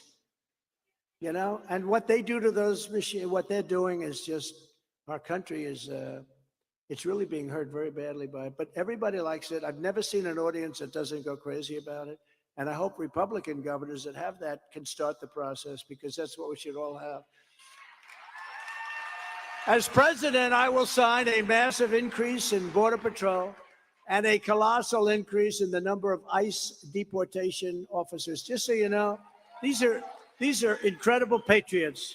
You know, I know some of the people sitting up here, and they're tough guys, but they don't want this job. They will walk into a gang from Mexico or from El Salvador, and they'll run in and they'll start throwing and fists and fighting. And I said, do you really like doing that? You know, this guy right over here, my friend. He doesn't want to do it. He thinks he's a tough guy. He's not tough. These guys are incredible patriots, and they would grab him and they would take him out. You know, the MS-13 guys, they would, not so long ago, they killed 2 young 16-year-old girls walking to school, and they didn't do it with guns because that's too quick. They used knives, and they cut them up and sliced them up, and they did it that way because it was more painful and it was slower. And these are the people we have living here. And the ICE people, they go in and they take them out, and they either throw them in jail or they bring them back to the country, depending on the severity. And they are great, and they're great patriots, and they get scorned. They're scorned by the radical left. They're actually scorned. The job they do is incredible. I'll ask every state and federal agency to identify every known or suspected gang member in America, and every one of them that is here illegally. And everybody knows it because your local sheriffs know who they are. This sheriff knows every bad person in your area.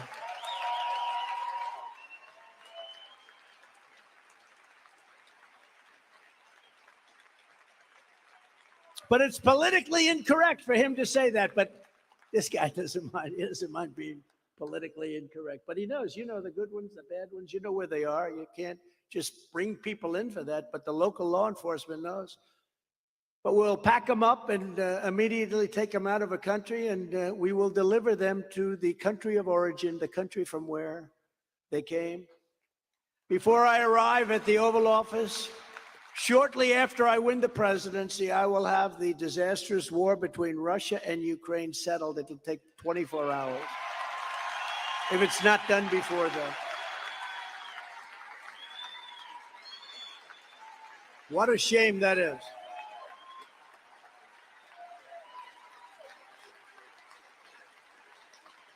What a shame, what a shame, what a shame. And the numbers, the deaths, and the people are being so horribly injured, it's far greater than what they're reporting. They blow down the city, buildings all over the building. It looks like a demolition site, and which is exactly what it is. And so many people are being killed. And then they'll say, 2 people were injured. No, many people are killed. The numbers are far worse than is being reported. It's a horrible thing taking place. I could get that thing settled. It would have never happened if I were president. 0 chance. And even the Democrats admit that. Even the Democrats say, no, if Trump were president. And President Putin knows, we used to talk about it. He said, can't do it. You're not going to do that. And he was never going to do that until I left. And then he said, well, and you know what happened? He watched what happened in Afghanistan. When he saw that horror show in Afghanistan, the way we took our soldiers out first, you don't bring the soldiers out first. You bring the soldiers out last. First, you get your people out, then you get your equipment out. They kept $85 billion worth of equipment. And now now Afghanistan is the 2nd largest seller of arms in the world. They got 700,000 rifles, machine guns, and guns, 70,000 vehicles, many of them armor-plated. You know how expensive that is? There's no car lot in the world, but in this country, that has more than a few hundred cars. 70,000 of the most sophisticated vehicles in the world. We handed it to them. Night goggles. They have better night goggles than us, brand new, never taken out of the box. You know, they're good fighters, but they never fight at night because you couldn't see at night. Now they can see. And I dealt with Abdul. He was the leader. I said, Abdul, I was very proud of this. I said, and the press hit me hard. You know, the press was saying, why are you calling the terrorists? I said, because, you know, Jesse James, the bank robber, they said, why do you always rob banks? He said, because that's where the money is, right? Why do I speak to Abdul? That's where the problem is. Abdul is the leader of the Taliban. And I said, Abdul, nice to talk to you.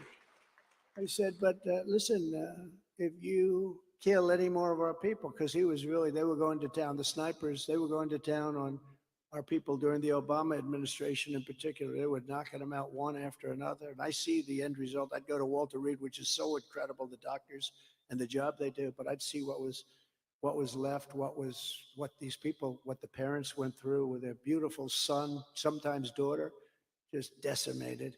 And the parents are not even in, they don't even believe it when they're standing by the bedside crying. They don't even believe what happened to their child. I said, Abdul, if you kill any soldier, we are going to hit you harder than any country has ever been hit in the history of America. We're going to hit you harder.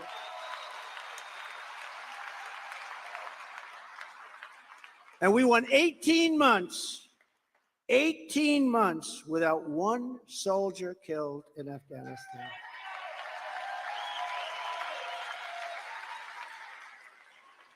And then we had the election, and the other side came in, and we lost a lot, and we lost a lot that day, that horrible day where we took the soldiers out first. Remember that? That was a horrible day. I think it was the most embarrassing day in the history of our country. And when Putin looked at that, he said, this is my chance. These people are incompetent. This is my chance. It's just incredible. But I was very proud of that. Think of that, 18 months without one soldier being, Biden actually put it in his speech and they were screaming at him, don't say that. That's good news for Trump.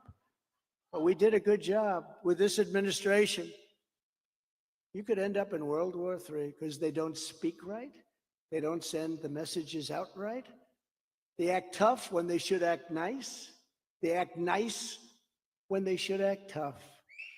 Honestly, they don't know what the hell they're doing. We're going to end up in a world war over this stuff. We could end up in a major war. Well, you could end up in a major war with China or others. There are others out there a lot sooner than people think. And, you know, we have a word called nuclear. Nobody was allowed to use that word. For years and years, you couldn't use the word nuclear because it's devastation. And now they're talking about it all the time. It will be a nuclear war. It'll be a nuclear war. You're not even allowed to say it. I had people come down from MIT and tell me about nuclear. The power is so enormous. So this is not like the Second World War where we have army tanks and rifles and we go after each other. This is a level that will possibly end the world. And we have people that don't know what they're doing. We have people that truly have no clue what they're doing.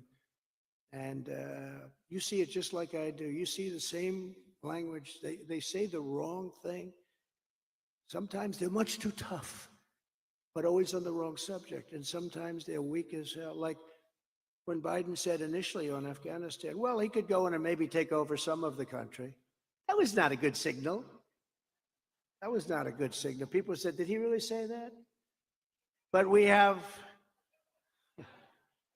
inflation. These are all self-inflicted wounds, much worse than wounds. We have inflation that's rampant. If you look at what inflation over 200 years, what it's done to countries that had to suffer through it, destroys the countries. It's like cancer, destroys the countries. We have now banks that are closing. Two big banks yesterday closed. That's a bad sign. That could be the beginning. We have an economy that's in shambles. You know, last year, you don't realize this, last year we had the worst stock market since 1929. Did you know that?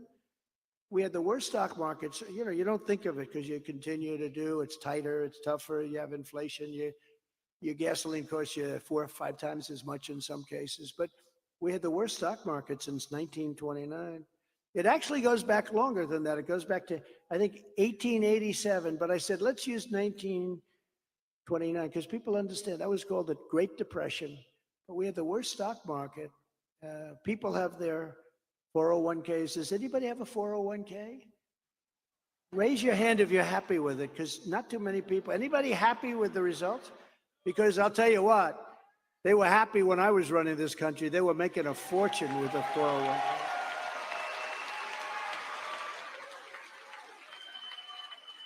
I had a police officer in New York, they're great people. He came up to me and said, sir, I want to thank you. My wife always said I'm a incompetent, horrible investor. We have a 401k. And all my life I was suffering with her, sir. You don't know what you're doing. You did.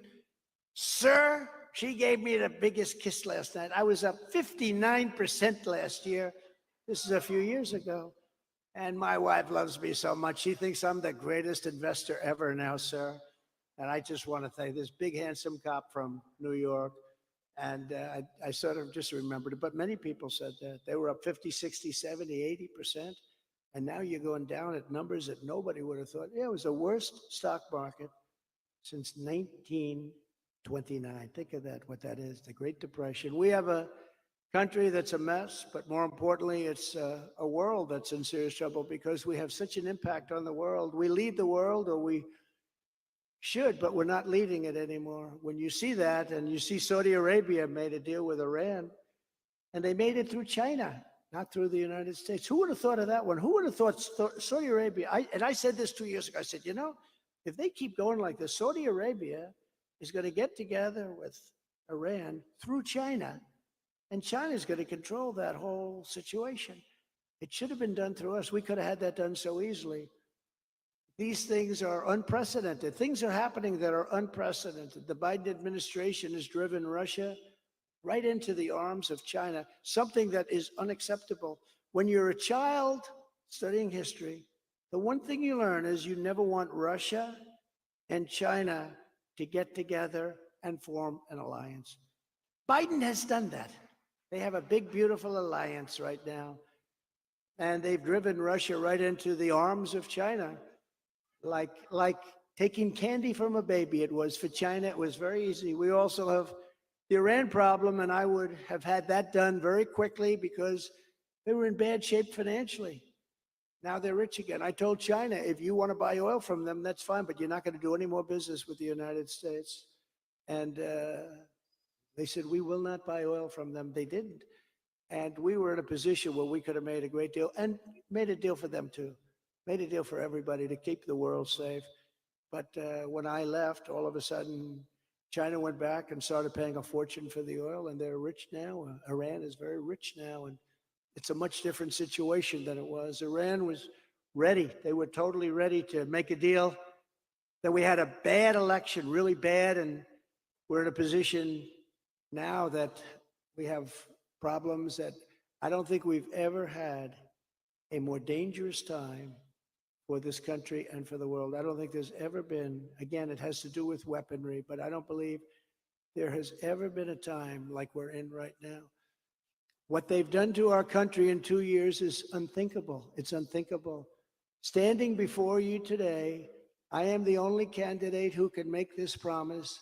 I will prevent World War III, because I really believe you're going to have World War III.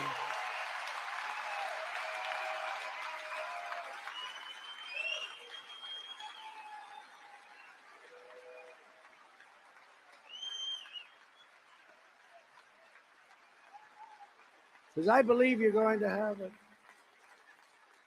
it. Thank you. You know, I saw outside somebody was wearing a cap. Trump was right about everything. I hate to say it, it's true. Germany with the pipeline. I said, what are you doing? The German delegation during the United Nations speech, my speech, they were laughing. They thought it was so funny. A year later, Trump was right about that one. Germany is now, you know what Germany is doing? Building coal plants all over the place as fast as they can. That didn't work out too well. But I was the one that exposed Nord Stream 2. It's called Nord Stream 2, a pipeline from Russia to Germany, but other parts of Europe going to supply. And I said, what are you people doing? And remember, I gave the white flag of surrender. I sent it over to Angela Merkel. She said, but why do you send this to me? I said, because you will be surrendering in a certain period of time. Nobody knew it was going to be in 2 years, but you will be, you've had many wars with Russia. They've been big wars. You cannot get 85% of your energy from Russia. You got to find other sources. But they thought it was so funny. Now they say Trump was right about that one too. But every step of the way, we will be opposed by the corrupt warmongers and neocons and globalists and communists and all of the other menacing forces that have been trying to take us down with hoaxes and witch hunts. And they've been trying to do anything they can to stop us. It's called Make America Great Again. You know, MAGA. They'd say MAGA, MAGA, MAGA. They hate to use what it means. The term is simple. It's Make America Great Again. There's nothing wrong with it.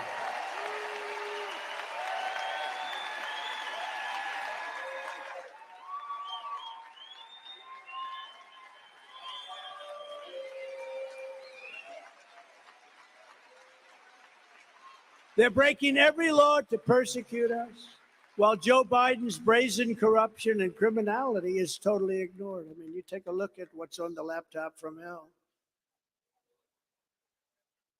I mean, at some point, does he, after every day, does he ever say, like, this thing with Hunter, my son, it's just not working out real well. This is, at some point, because that laptop is a disaster. Hunter went to him, actually, and he said, Dad, we have a problem. What? I left my laptop at the repair shop. Oh, well, that's not a big problem. Well, why is that a problem, son? Well, that was a few months ago, and the repair shop now owns it. Oh, that's not good. Well, what's on it? Every single crime that you've ever committed. At some point, he's going to say, I'm not sure if this is so good. This is not working out too good. But, in the meantime, they go after us. What's happening is very simple. Our enemies are desperate to stop us because they know that we are the only ones who can stop them. And I will totally obliterate the deep state. I will fire the unelected bureaucrats who have weaponized our justice system. Look at what they've done to our justice system, what they have done to our justice system. I will direct the Department of Justice to go after Marxist prosecutors' offices to make them pay for their illegal race-based enforcement of the law. Many racists are there.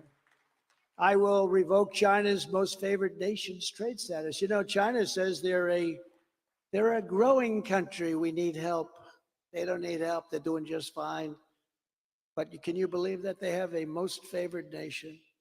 I will implement a 4-year plan to phase out all Chinese imports of essential goods and gain total independence from China. And I will hold well, that's it. We got to do it. And I will hold the Chinese Communist Party accountable for unleashing the China virus upon the world. Nobody can afford what it is.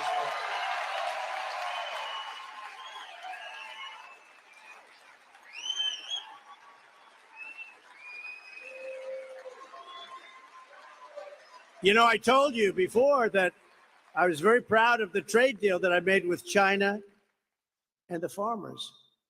But then we got hit with COVID. And I don't even talk about that deal anymore because COVID was so horrible and devastating. I talk about the USMCA, Mexico, Canada, but I made a deal that is so big. We talked about it, but I don't talk about it. This is one of the few times I mention it because it happens to be Iowa, and it's important for Iowa. But I hardly talk about that deal anymore because all of the goodwill and the good feeling and everything that was good about it got wiped out with this horrible China virus that came in. COVID, they call COVID-19. What's COVID? What is COVID?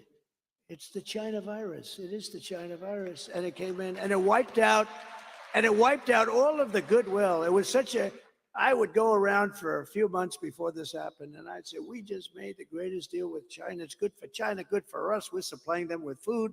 They're paying us a fortune. Remember I said, all the farmers, I just made a deal because the farmers were with me. China was really hitting us hard. They wouldn't do any business. And the farmers stuck with me during this negotiation. It was tough. It took 2 years, and they stuck tight. They were unbelievable. They didn't want anything. They'd interview people, and they'd say, the president's doing the right thing. I don't care. I'm losing my shirt, but the president's doing the right thing. And they stuck with me. I'll never forget that, how great the farmers were. Everyone always wants something in Washington. I had 39 farmers come into a meeting in the Oval Office, a beautiful, beautiful conference room. I said, I'm going to get you so much. They said, we don't want anything, sir. We just want a level playing field. I'll never forget that. Nobody else said that to me. Everyone else, they want subsidies. They want everything. The windmills. How about the windmill stuff? The windmill stuff. They get a lot of subsidy. But you know what? They want something. The farmers wanted nothing. They just wanted, I never forgot it. I tell that story 100 times. They're unbelievable people. They just wanted, they said it, a level playing field. And I will end Joe Biden's inflation nightmare and quickly rebuild the greatest economy in American history. We had the greatest economy in world history. China was supposed to take us over in 2018, was supposed for years. 2018 was the big year. I said, oh, this is a terrible thing. This is not a good, I don't want that. And we built this country so strong. We had an economy we were leapfrogging them. They would have never caught us. And then the virus came in and they didn't catch us anyway. But we did it twice. We built the economy twice and we're really proud of it. I will protect Social Security and Medicare, defending our seniors from both the radical left and the Paul Ryan Republican establishment, because that's what it is. The rhinos, they're worse than the Democrats in many ways because you don't know where they're coming from, right? You don't know where the rhinos are coming. At least you know where the Democrats are coming from, and it's not a good place. But the rhinos, sometimes you don't know. As I announced earlier this month, I will pursue a quantum leap in the American standard of living. We will hold a competition to build new freedom cities on the frontier. We have this magnificent, we own most of the country. We have the most beautiful lands in the country to give countless Americans a new shot at home ownership and the American dream. We'll build cities, and we will support baby bonuses for a new baby boom. We want a baby boom. We want our people to have babies like we used to have. And other countries have that problem too. I will immediately sign a new executive order to cut federal funding for any school that's pushing critical race theory, transgender insanity.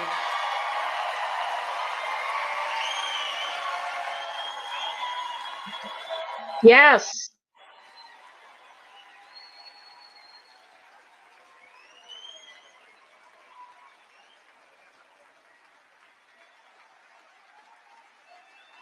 And any other inappropriate racial, sexual, or political content on our children, their children.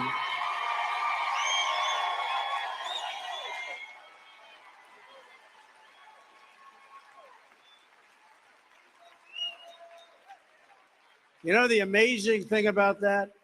Look at the hand you get for that, bigger than we're going to be energy independent. The amazing thing is 10 years, if somebody said that, you wouldn't even know what they're talking about. That they can mutilate our children is without your permission. Parental rights. I said the other day, I will bring back parental rights into our school system, right? And the place went crazy.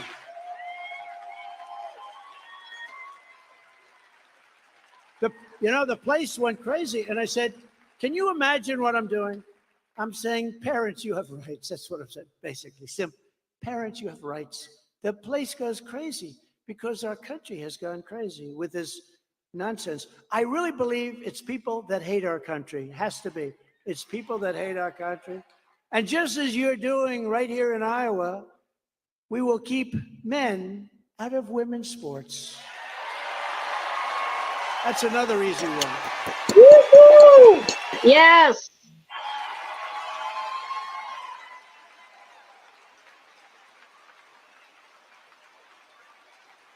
I don't know if anybody watches it. Do you see some of the records that are being broken?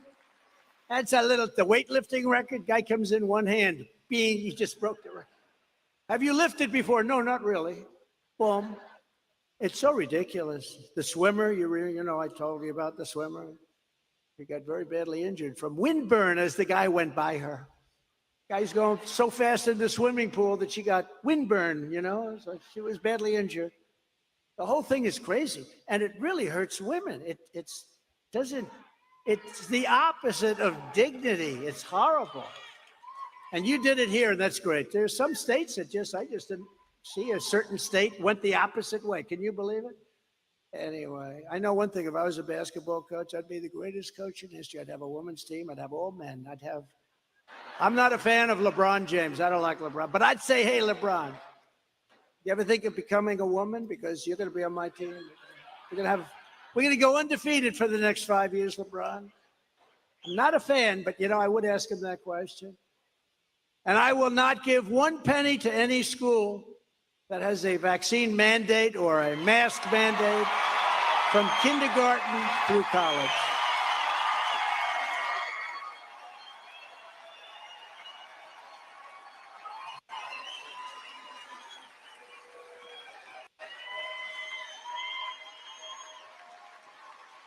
Out of control. You know, we have some great Republican governors. You have one right here, but they didn't close up. They closed up their state for a short period of time, and many of them didn't close at all. They didn't close at all. And they had a lot of pressure, but not from me. I allowed them to keep them open, but we have some Republican people. You look at South Carolina, how well they did. You can look at South Dakota. You can look at various states that did. Tennessee did fantastically well. You did fantastically well. They weren't mandated to do anything. They were, you know, use your own good common sense. That's called the federalist system. And they did a fantastic job. Many of our young people are still dealing with the fallout of the prolonged school closures and the cancellations, sports and activities, and they become antisocial. Lots of bad things happen. Will be the administration that commits to get these kids back on track and quickly. Kids are going to go back to school and participating fully. And now they're really in the process of finally getting it done. But this must be our priority, has to be.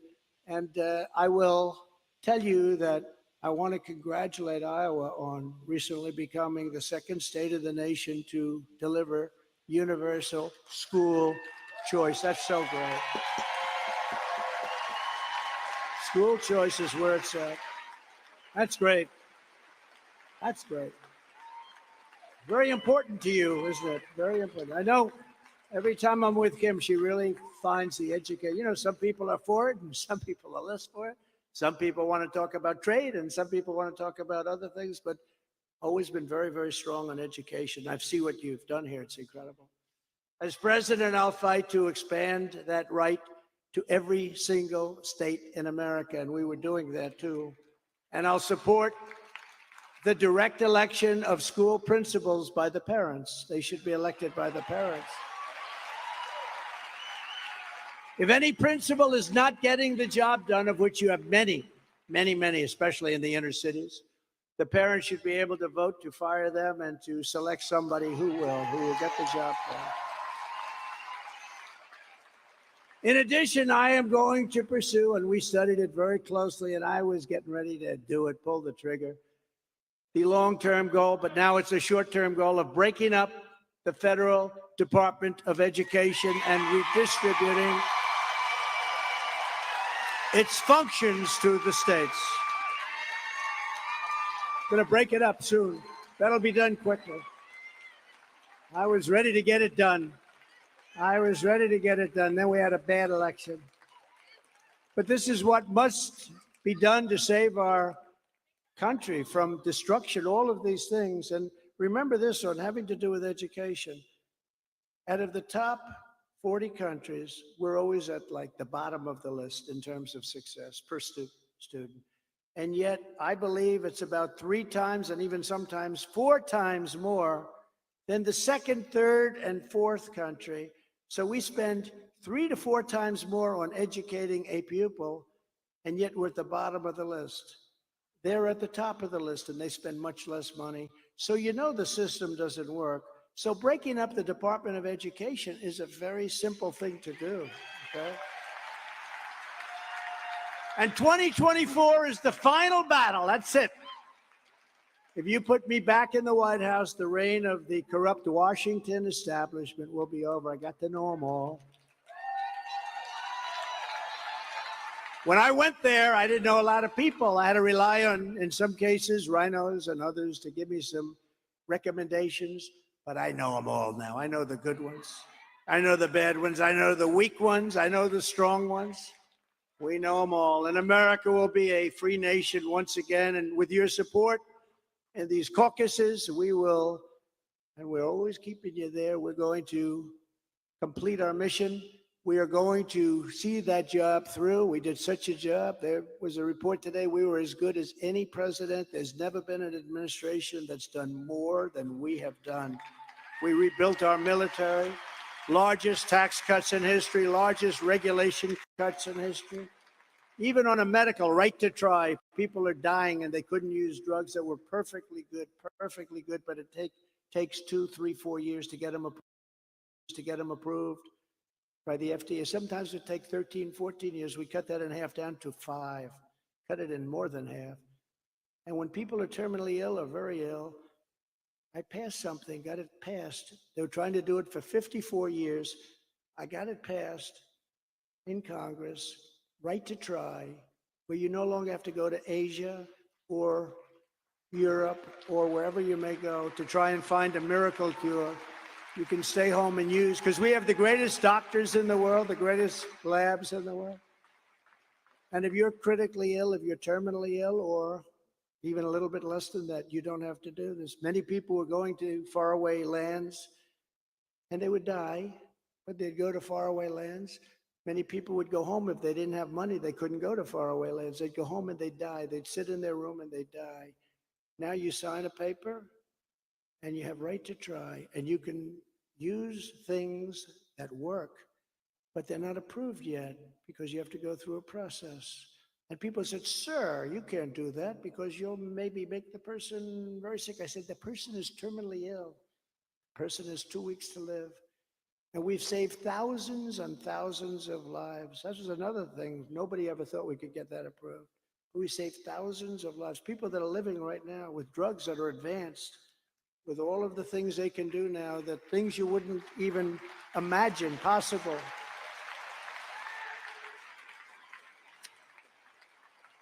But we did so much. We rebuilt our military. Think of that. We had planes, we had fighter jets that the grandfather flew, and then the father, and then the son is flying it or was flying it. We have all new beautiful stuff. The 85 billion that we gave away, it's too bad, but that's actually small compared to what we did. We rebuilt our entire military, and it's been amazing. Giving a lot of it away, though. I tell you, we're giving a lot of it away. And we're going to finish what we started. The people of Iowa have always been there for me. You've always been there for me. Somehow we had a great relationship right from the beginning. And I think I can honestly say that I have always been there with you, and I always will be there with you. Together, we will end the era of weaponized government forever. We will end woke. We will crush the deep state. We will save our economy. We will defend our farmers. We will evict Joe Biden from the White House. And we will make America great again. Thank you. Thank you.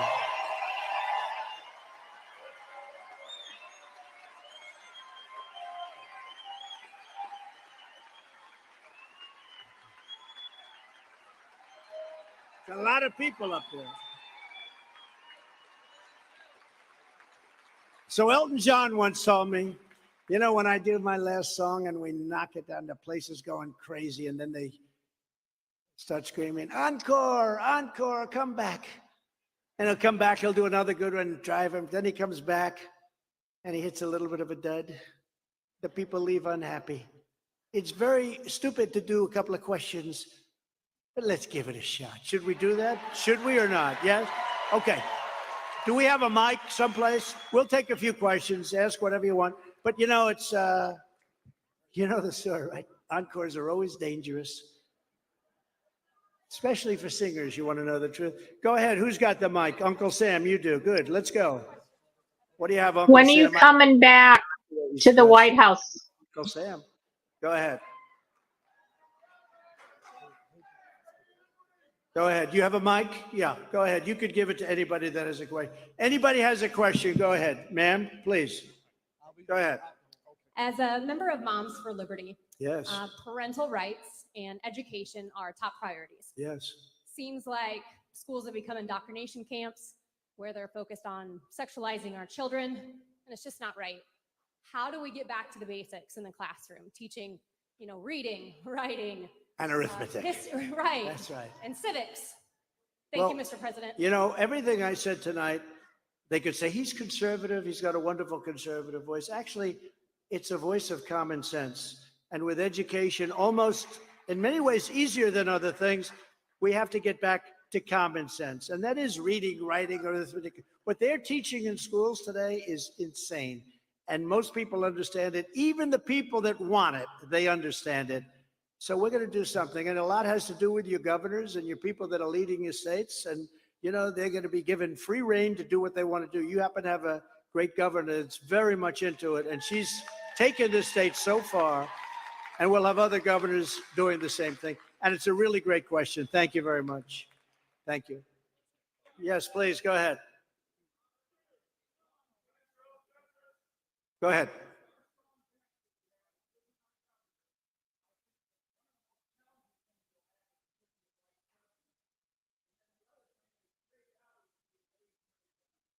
That's interesting. Yeah, Trey Gowdy's very good. I think he's very good. We're going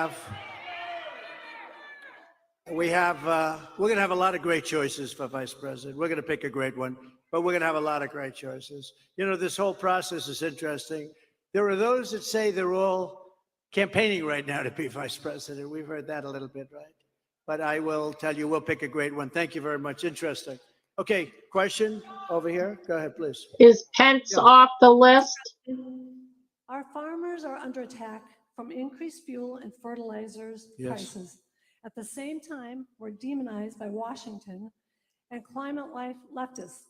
How do we protect our farmers from the activist CPA and reduce the costs for our Iowa farmers? So you were totally protected 2.5 years ago. Hard to believe it's 2.5. We have a year and a half to go. It seems so short now when you had to think in terms of much longer, but you were totally protected like never before. I think you would say, like never before.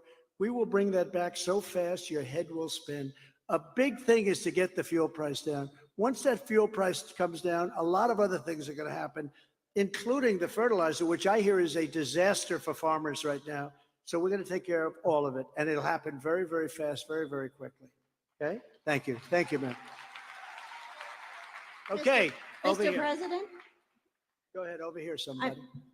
Mr. President, Yes. I'm full of gratitude for everything you have done for us and are doing for us, for we the people. I'd just like to ask, thank you, sir. And what can So you far, do- I love this question. I'm getting ready for the kill.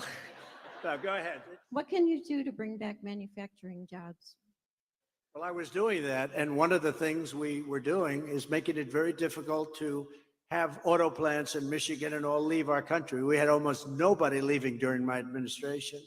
And one of the things you do is you have to tax some of these products that come back into this country because you have to make it competitive. I saved the dishwashing industry. I saved the washer dryer, the many industries because they were dumping product that wasn't as good, but it was pretty good. And they were dumping product into the United States. I saved so many different manufacturers. If you look at Whirlpool in Ohio, they had such a problem. South Korea was dumping, and China, thousands and thousands, millions of units in at a price that is just, they weren't going to work. And I ended that. I put a 50% tariff on, and I was with them. That part of Ohio is thriving today. It's thriving, and those companies are doing great. So we have to look at individuals, but we will be able to handle that situation very easy. Don't forget, we have a power called the economy. We have a very powerful engine. And the problem is we have people that really don't know how to use it. They don't know how to use it to our collective advantage, but I know how to use it. Okay, thank you very much. Thank you. Okay, question over here. Thank you, President Trump. Under Biden, the installed president, we are seeing mobs of illegals coming across our border. Just this last week, we saw a violent mob try to force their way across the border near El Paso. What can we do to finally secure our southern border and finish the wall? It'll be secured on day one, and then we have to make a decision. What do we do with the 15 million people that have invaded our country? Okay? And we'll do the right thing, that I tell you. We will start by getting the bad ones out. And the sheriffs and law enforcement who we love, the sheriffs know every one of them that shouldn't be here. Send You them know home. every one of them that shouldn't be here. And we'll take care of business. Go ahead. Thank you. Go ahead. Day one, is it before 2024? came after you and your family like crazy. But not one of them seems interested in investigating the Biden crime family or Hunter's laptop. They also censored anyone who asked questions in 2020. How do we get to the bottom of this? So the mainstream media had a very high approval rating when I announced I was running for president. And just today I read where it reached an all-time low because people are wise to what's been happening. What they have done, they really are a political arm of the Democrat Party. It's a terrible thing. You saw last couple of weeks where the FBI and Twitter, it's called Twitter Files, where they work together. And they work together with Facebook. You couldn't say anything good about Trump, and you couldn't say anything bad about Biden. They had the laptop. They knew all about the laptop. They knew all these crimes are on the laptop, and they weren't allowed to do anything. They weren't allowed to talk. And frankly, they have that liberal inclination anyway. But even if they wanted to, they couldn't do it. I think we're making a lot of progress. I think that that Congress is doing a very good job now. We have some people. Nancy Pelosi is packing. She's gone. Getting her out is that's a big step. And I think, Kevin, and all of the people in Congress, I tell you what, that whole, people thought it was a fiasco. I think it was a beautiful thing as it turned out. That 5 or 6 nights of voting and voting and voting and voting, I actually think that was like a cleansing action. It was a great thing that happened. And there's great unity in Congress. We do have to do something about Mitch McConnell. He's a disaster. He's a disaster. He gets his 10 guys and they give Biden whatever they want. There's something going on that doesn't make sense. They give him whatever they want. He gets his 10, 12 guys and they vote in order to give the passage because you need the 60 votes usually. And they vote and they give him what he wants. I just cannot understand. Nobody can understand it. We got to get him the hell out. He's a problem, big problem. In the meantime, I hope he's feeling well, but he's a big problem. Okay, go ahead. We'll take 1 or 2 more. Go ahead. Hello, Mr. President. Got to be a good one. If it's a good one, I'm out of here, right? If it's a bad one, I've got to take a couple of more to get over the stench of the bad one. I just want to say it's an honor to hear you speak, Thank first you. of all. But my question for you is, what can you do to combat transgender athletes taking over women's sports? Well, you've done it here because your governor's passed legislation. You can't. No, it's crazy. It's like, how does people are seriously in favor of having it done, and I don't understand it. And I tell the story of that champion swimmer, and she's there and she's looking up and down the line. She sees friends that she's been swimming with. She's a champion, and then she sees this person next to her, and he's a monster. He looks like Wilt Chamberlain, but a little bit different. She sees the guy has a wingspan. She's like looking up and down. Then she looks up. Wow. And, he broke all these records. And it's just it doesn't make sense. It doesn't make sense. You would almost say, and I said it once before tonight, but you would almost say it's people that want to hurt our country because it doesn't make sense. And that one's a very easy one to figure. Anyway, you've got it done in Iowa. A lot of other states are doing it. Some states are going the opposite direction, which is shocking. It's shocking, but we'll get it done throughout the country. It's going to happen. It's happening. It's just common sense. It's a great question, too. Okay. Yes, please. See you. Mr. President, my grocery bills are going up every week. As someone on a fixed income, that really hurts, and it feels like Joe Biden doesn't even care about us in so-called flyover country. How are we going to fix these prices under control? You said groceries, right? Yes. The groceries are horrible. I mean, you look at eggs and you look at bacon and you look at just what we used to consider staples and you see the kind of numbers. A lot of it's going to have to do with energy. Once the energy comes down, a lot of other things are going to follow. Energy is so big, it's so powerful, it's so impactful that once the energy comes down, you're going to see a lot of good things happen. And we have more energy than any other country in the world, more than Saudi Arabia, more than Russia. I call it liquid gold, and it's right under our feet. I mean, when you look at the craziness, we're allowed to go to Venezuela to take their energy, and it's horrible. It's tar. It's bad. It pollutes. You know where they refine it? In Houston. So they talk about the environment, but they bring it from Venezuela to Houston because that's the only place that has the refineries for this kind of very bad potential oil. and they refine it in Houston. So if you're a big believer in that, all that stuff is going up in our country, and it's just incredible. We have the greatest energy in the world. You know, I approved something, I was very proud of it, Anwar, Alaska. And Anwar is the biggest, probably the biggest site anywhere in the world, and probably bigger than Saudi Arabia, just that one in Alaska. And Reagan tried to do it, he couldn't get it done. Bush tried to do it, he couldn't get it done, of course. And other people couldn't get it done. Nobody could get it done. I got it done. And the first day in office, they terminated Anwar. And this would have been incredible to have for our country. I mean, literally, we were going to become energy dominant. We would have made, because it's a big, big industry, we would have made so much money that we would have started paying off debt, lowering taxes still further. We would have done something that nobody's ever seen before because we have so much. You know, I filled up the Strategic National Reserves. I knew not much about it. I said, what are the reserves that we want to fill up and that's been taken for years and years down to a low level? And I made a great deal. I got very little credit for it. But when our oil price hit like these crazy low numbers, that's when I asked a question, because we had so much. I said, what about filling in the caverns? These are these massive, as in Louisiana and various other salt, like the salt mines.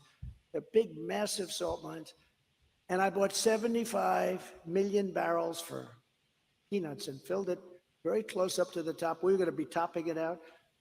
And then Biden, just before the election, in order to keep prices a little low, he released all of that. And now we've set a record low. They've taken all of it and then some.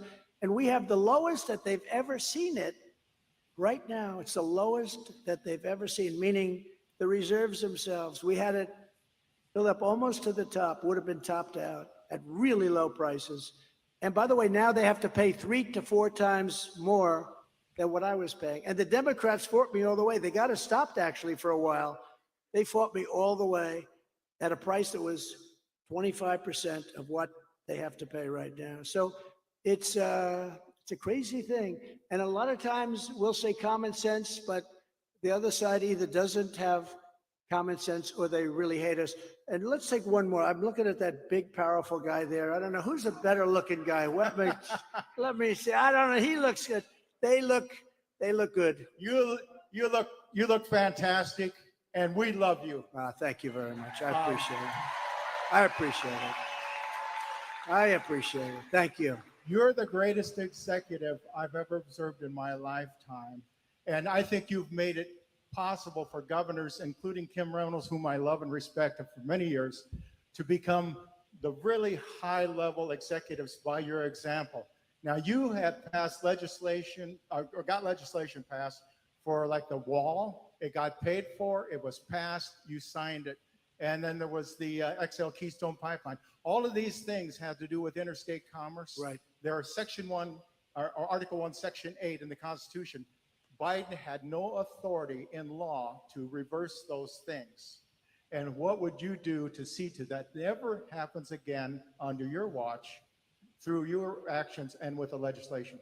Well, the Keystone, great. I love your question. I like your statement even more than your question, to be honest with you. This could be the last question of the night because I love it. Appreciate it. Appreciate the job you do also. Do you know each other? Sheriff, do you know each other? Do you know who that is, that man? Huh? I know Bobby. Yeah, I love this guy. I love them both. Ready?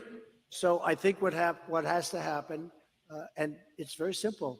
The Keystone Pipeline was a tragic mistake that they made. That was so much coming from other parts, and it was going right into the source. Everything would have been so great. And by the way, environmentally much safer. The wall, I built hundreds of miles of wall, but I ended up getting, I want to use a nice word because we have such young people here, but the word that would normally be used would be screwed. But I wouldn't use that word because I don't want to get in trouble with the parents of these 2 beautiful young boys. No, what they did is they took advantage of the American public, and we built hundreds of miles, but there was other areas that we could have built. I ended up having to take it out of the military because I considered it an invasion, and the Army Corps of Engineers did a fantastic job. We built hundreds of miles of it. But I didn't get it the old-fashioned way, like getting it approved, because the Democrats fought us every inch. We had 11 lawsuits. It took us 2.5 years. We won all of them, but we had 11 lawsuits to win.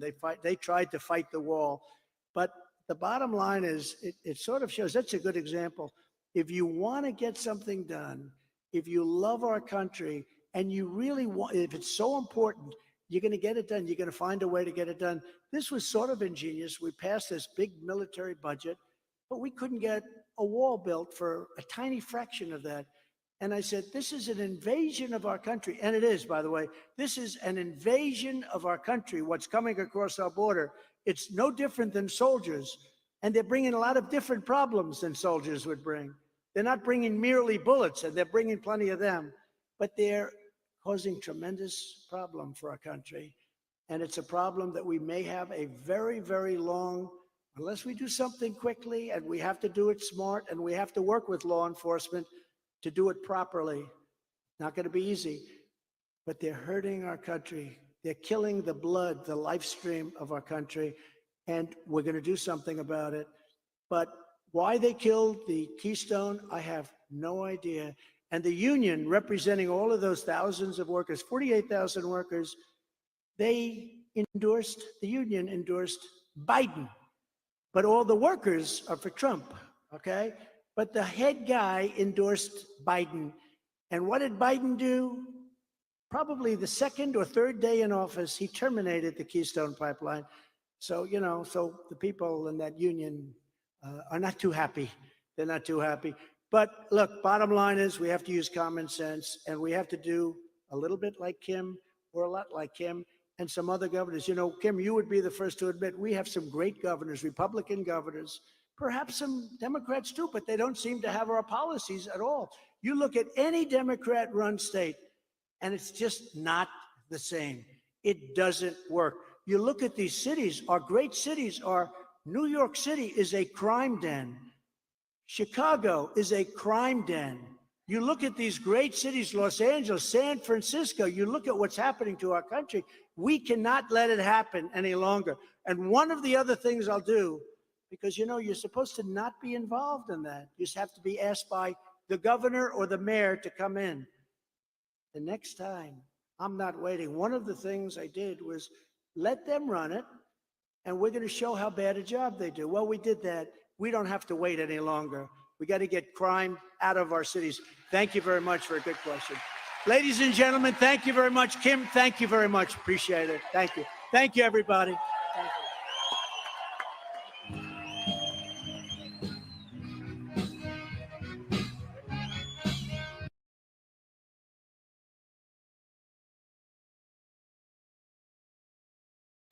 Well, what did y'all think about that?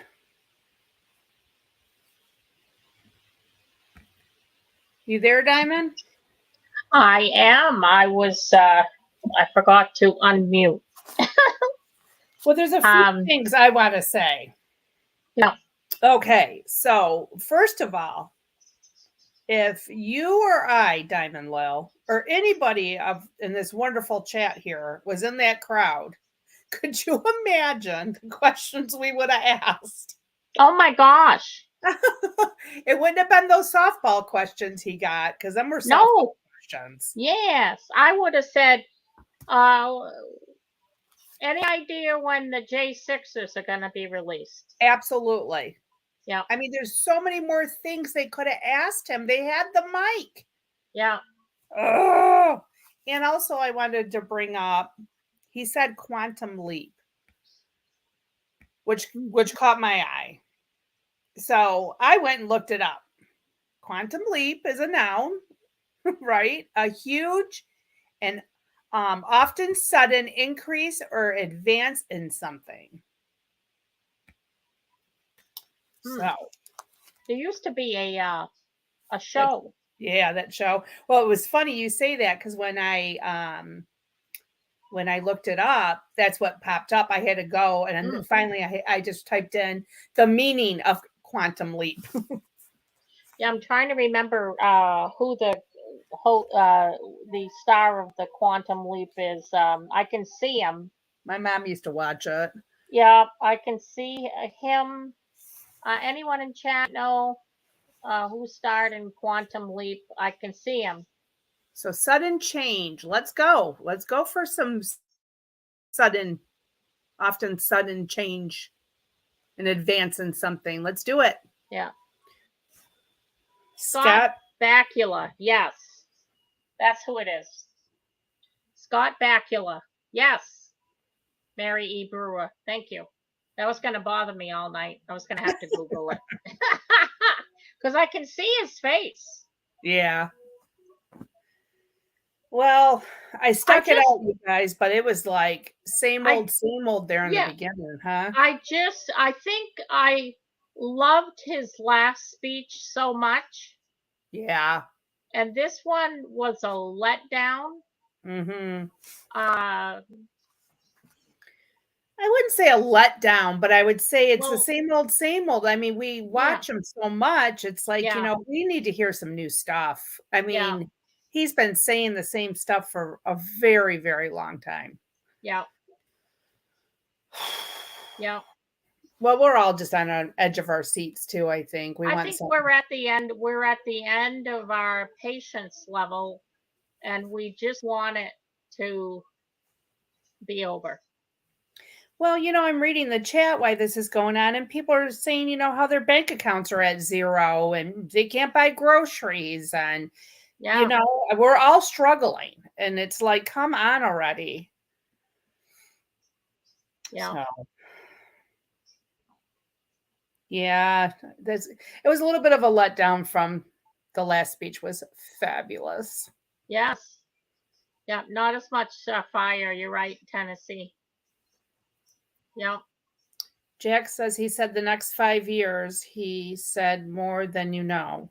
All right. Jax wanted, he left me a message and wanted to come up. Do you mind if I drop the link, Diamond? There was something they wanted to say. Oh, it's your channel. You go right ahead and do whatever you want to do, my friend. I just can't stay on for very much longer because I got other obligations this evening over with Mountain Man. If he's going live, I don't know. Yeah, he's going live here shortly, right? Yeah. All right, Jax, I'm going to drop the link if you want to come up.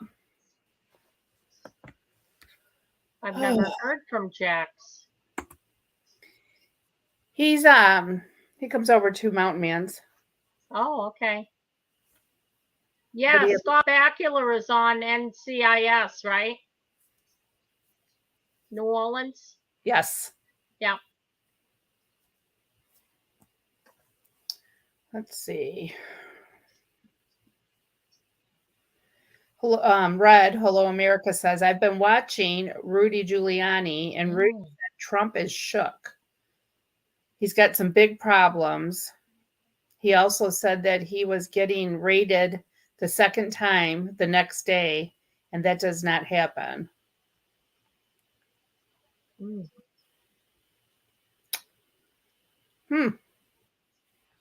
Okay. Hi, Jax. Hi, how are you?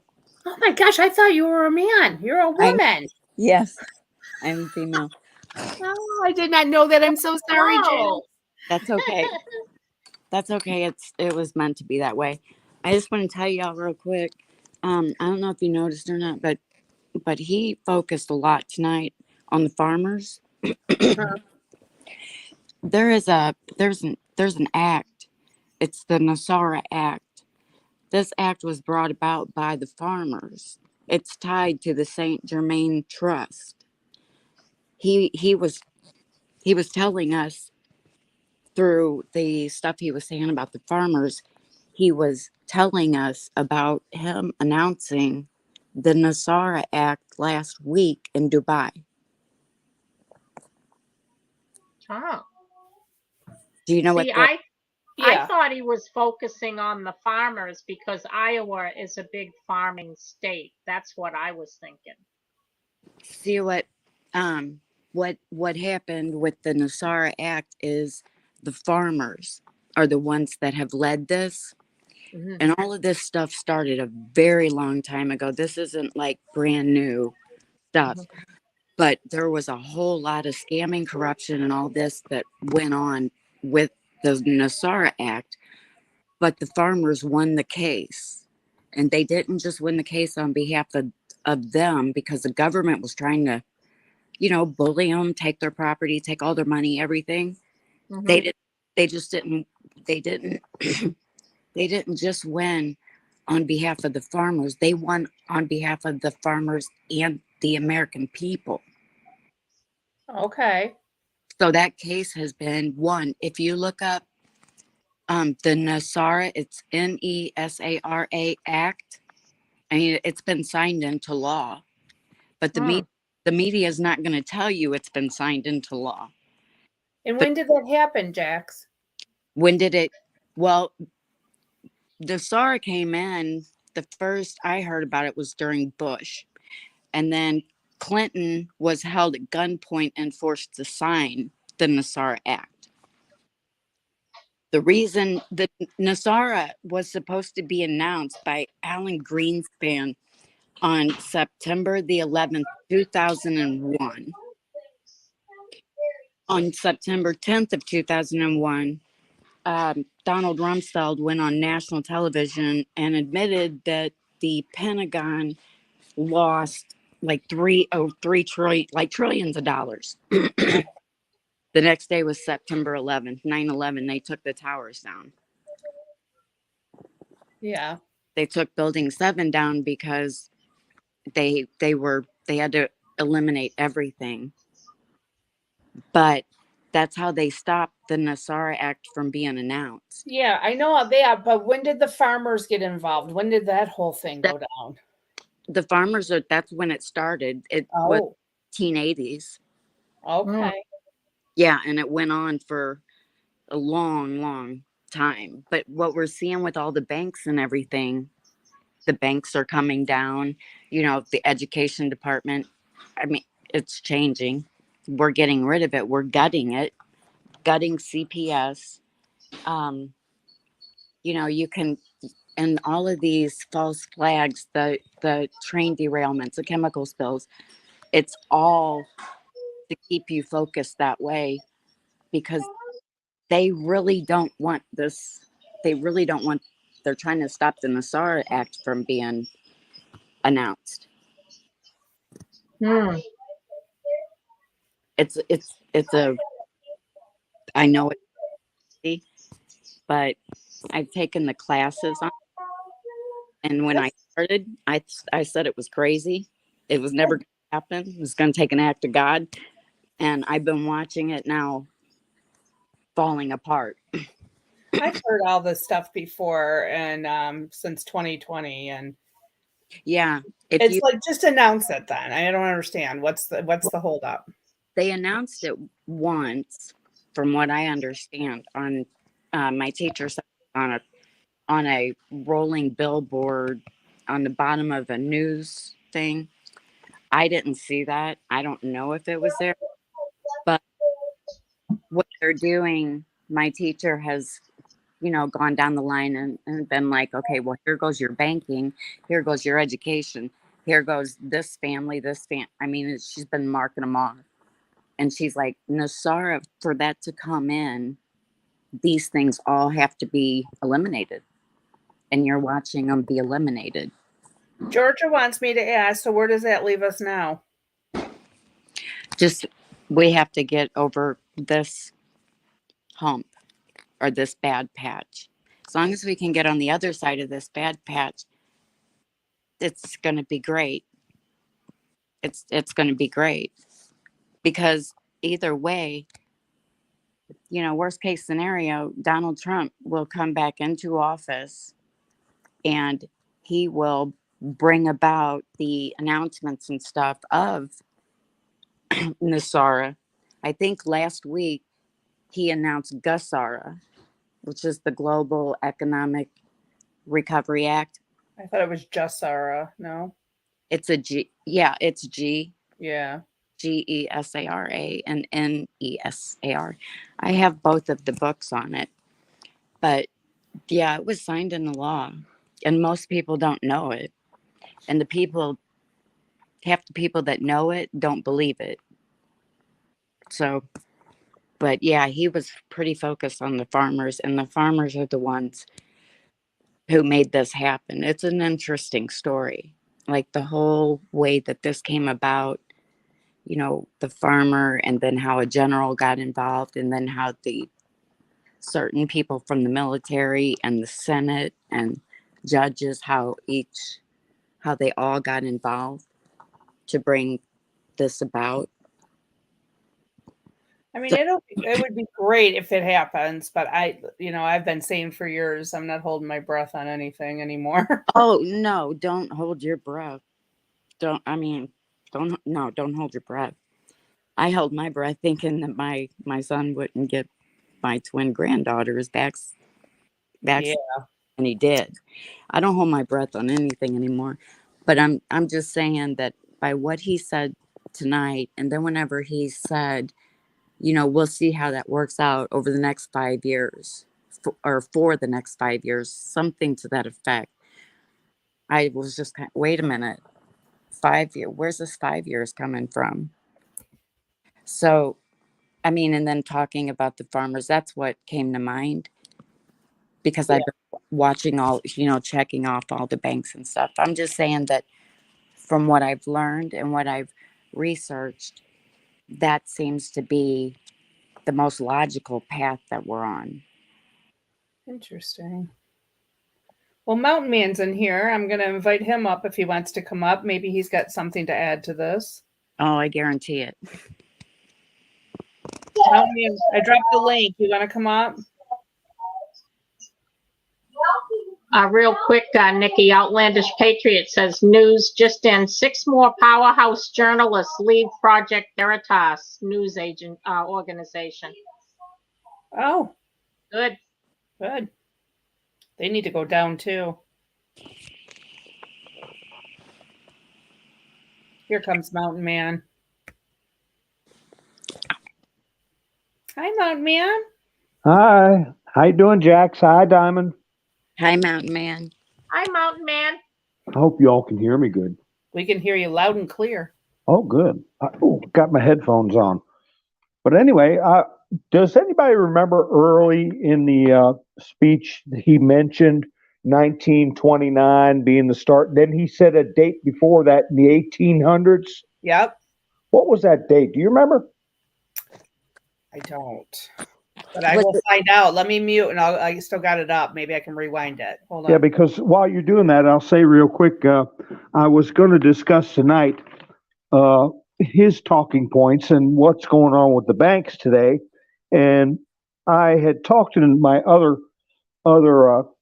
broadcasts about the 16th Amendment, which was the direct income tax, the ability for the government to tax you for any amount for any income you get from any source, which I said was at the time was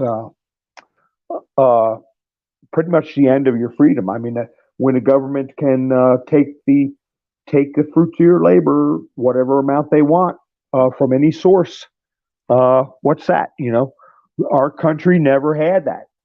It functioned on tariffs.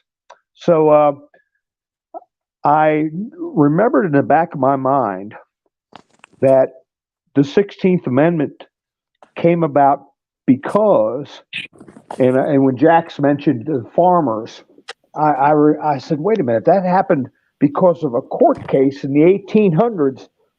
And I remembered that farmers was in the name of the case, the court case.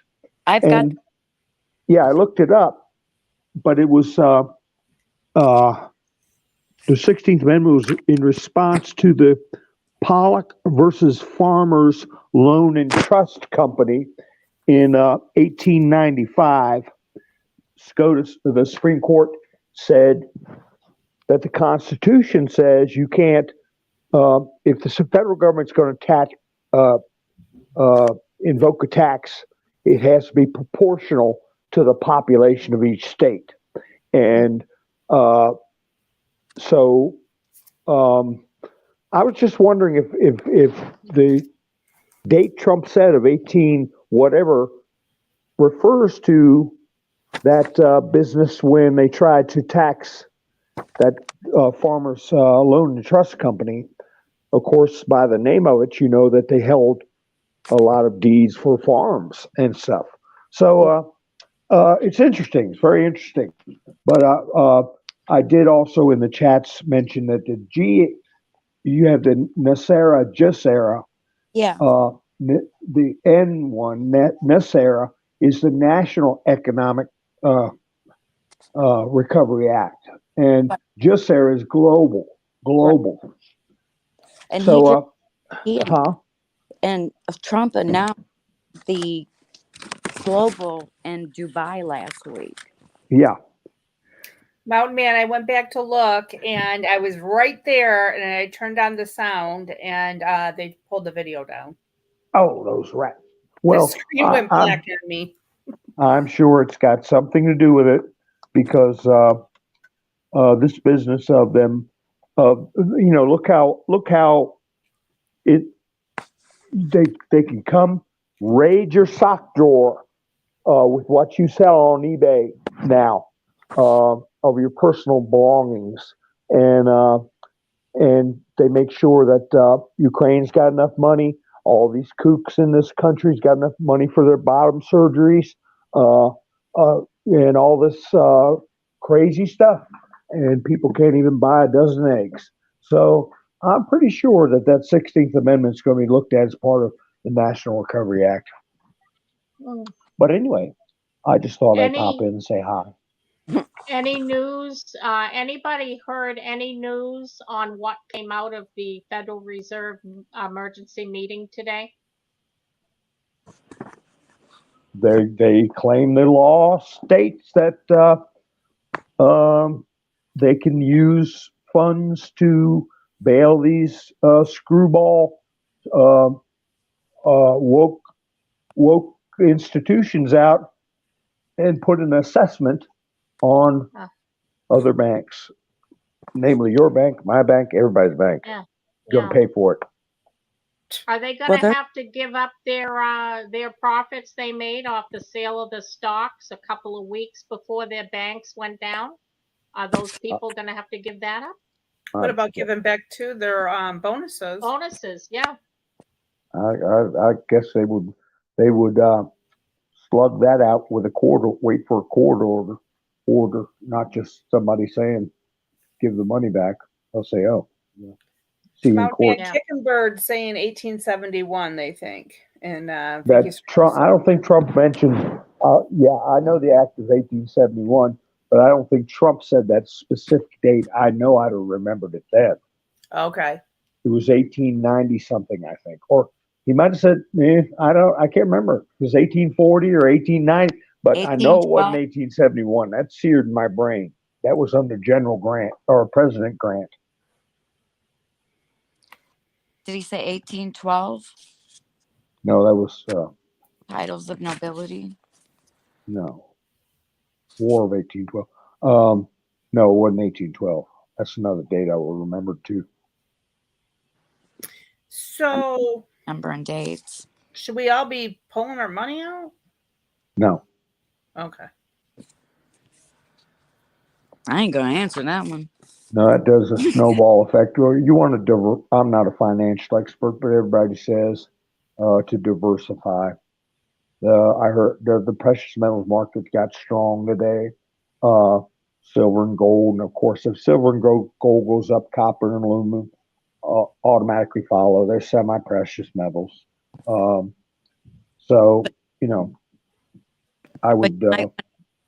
You might want to have just some cash on hand. Oh, sure. That's the way to go. I talked about that last night. I said you have a knot in your pocket. Yeah. Have a wad. Mm-hmm. Yeah, a wad, knot, whatever you want to call it. When you pull that, you're trying to buy something, and somebody says, it's not enough. The words mean nothing, but that green, you flash that green. It's the root of all evil. Thanks, Debbie Golden. I'll go back and look after You're going live, aren't you, Mountain Man? Yeah, it's getting a little late, and I wasn't gonna, but I'm gonna go live. I'll figure out something to talk about. Anyway, I appreciate you having me up.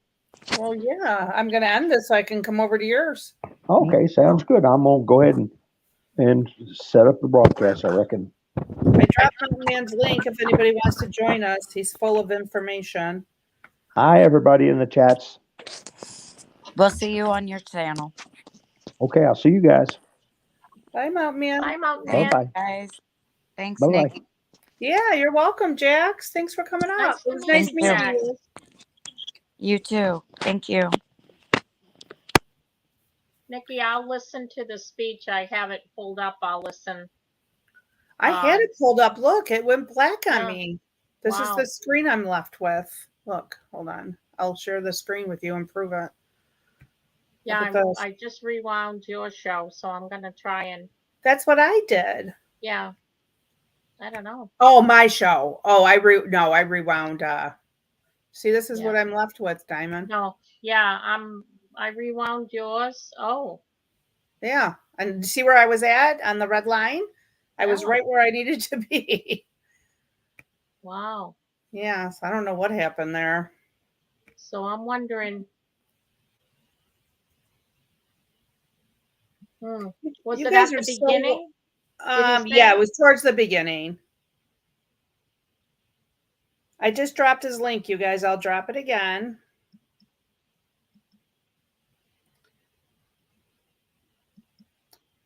And I want to thank everybody for joining us tonight. I loved just being with you guys when we're listening to Mr. T and we can all be together. Here, I just dropped it again. There's Mountain Man's channel. Diamond, thank you for joining me. I know in the beginning it was a little rough for us. Oh no, thank you for having me, Nikki. Always a pleasure to be up here with you. Oh, thank you, my friend. I appreciate you. I appreciate you. And I want to thank everybody for coming and my mods. Thank you so much. You guys worked hard tonight. We were being bombarded. I'll text you if I find a date. I appreciate that, Diamond. Yeah. All right. Well, hopefully I'll see you guys over at Mountain Man's. And thanks again and have a great night. Have a blessed night. And I'll see you in the morning, Diamond. See you in the morning. Night, everybody. Good night.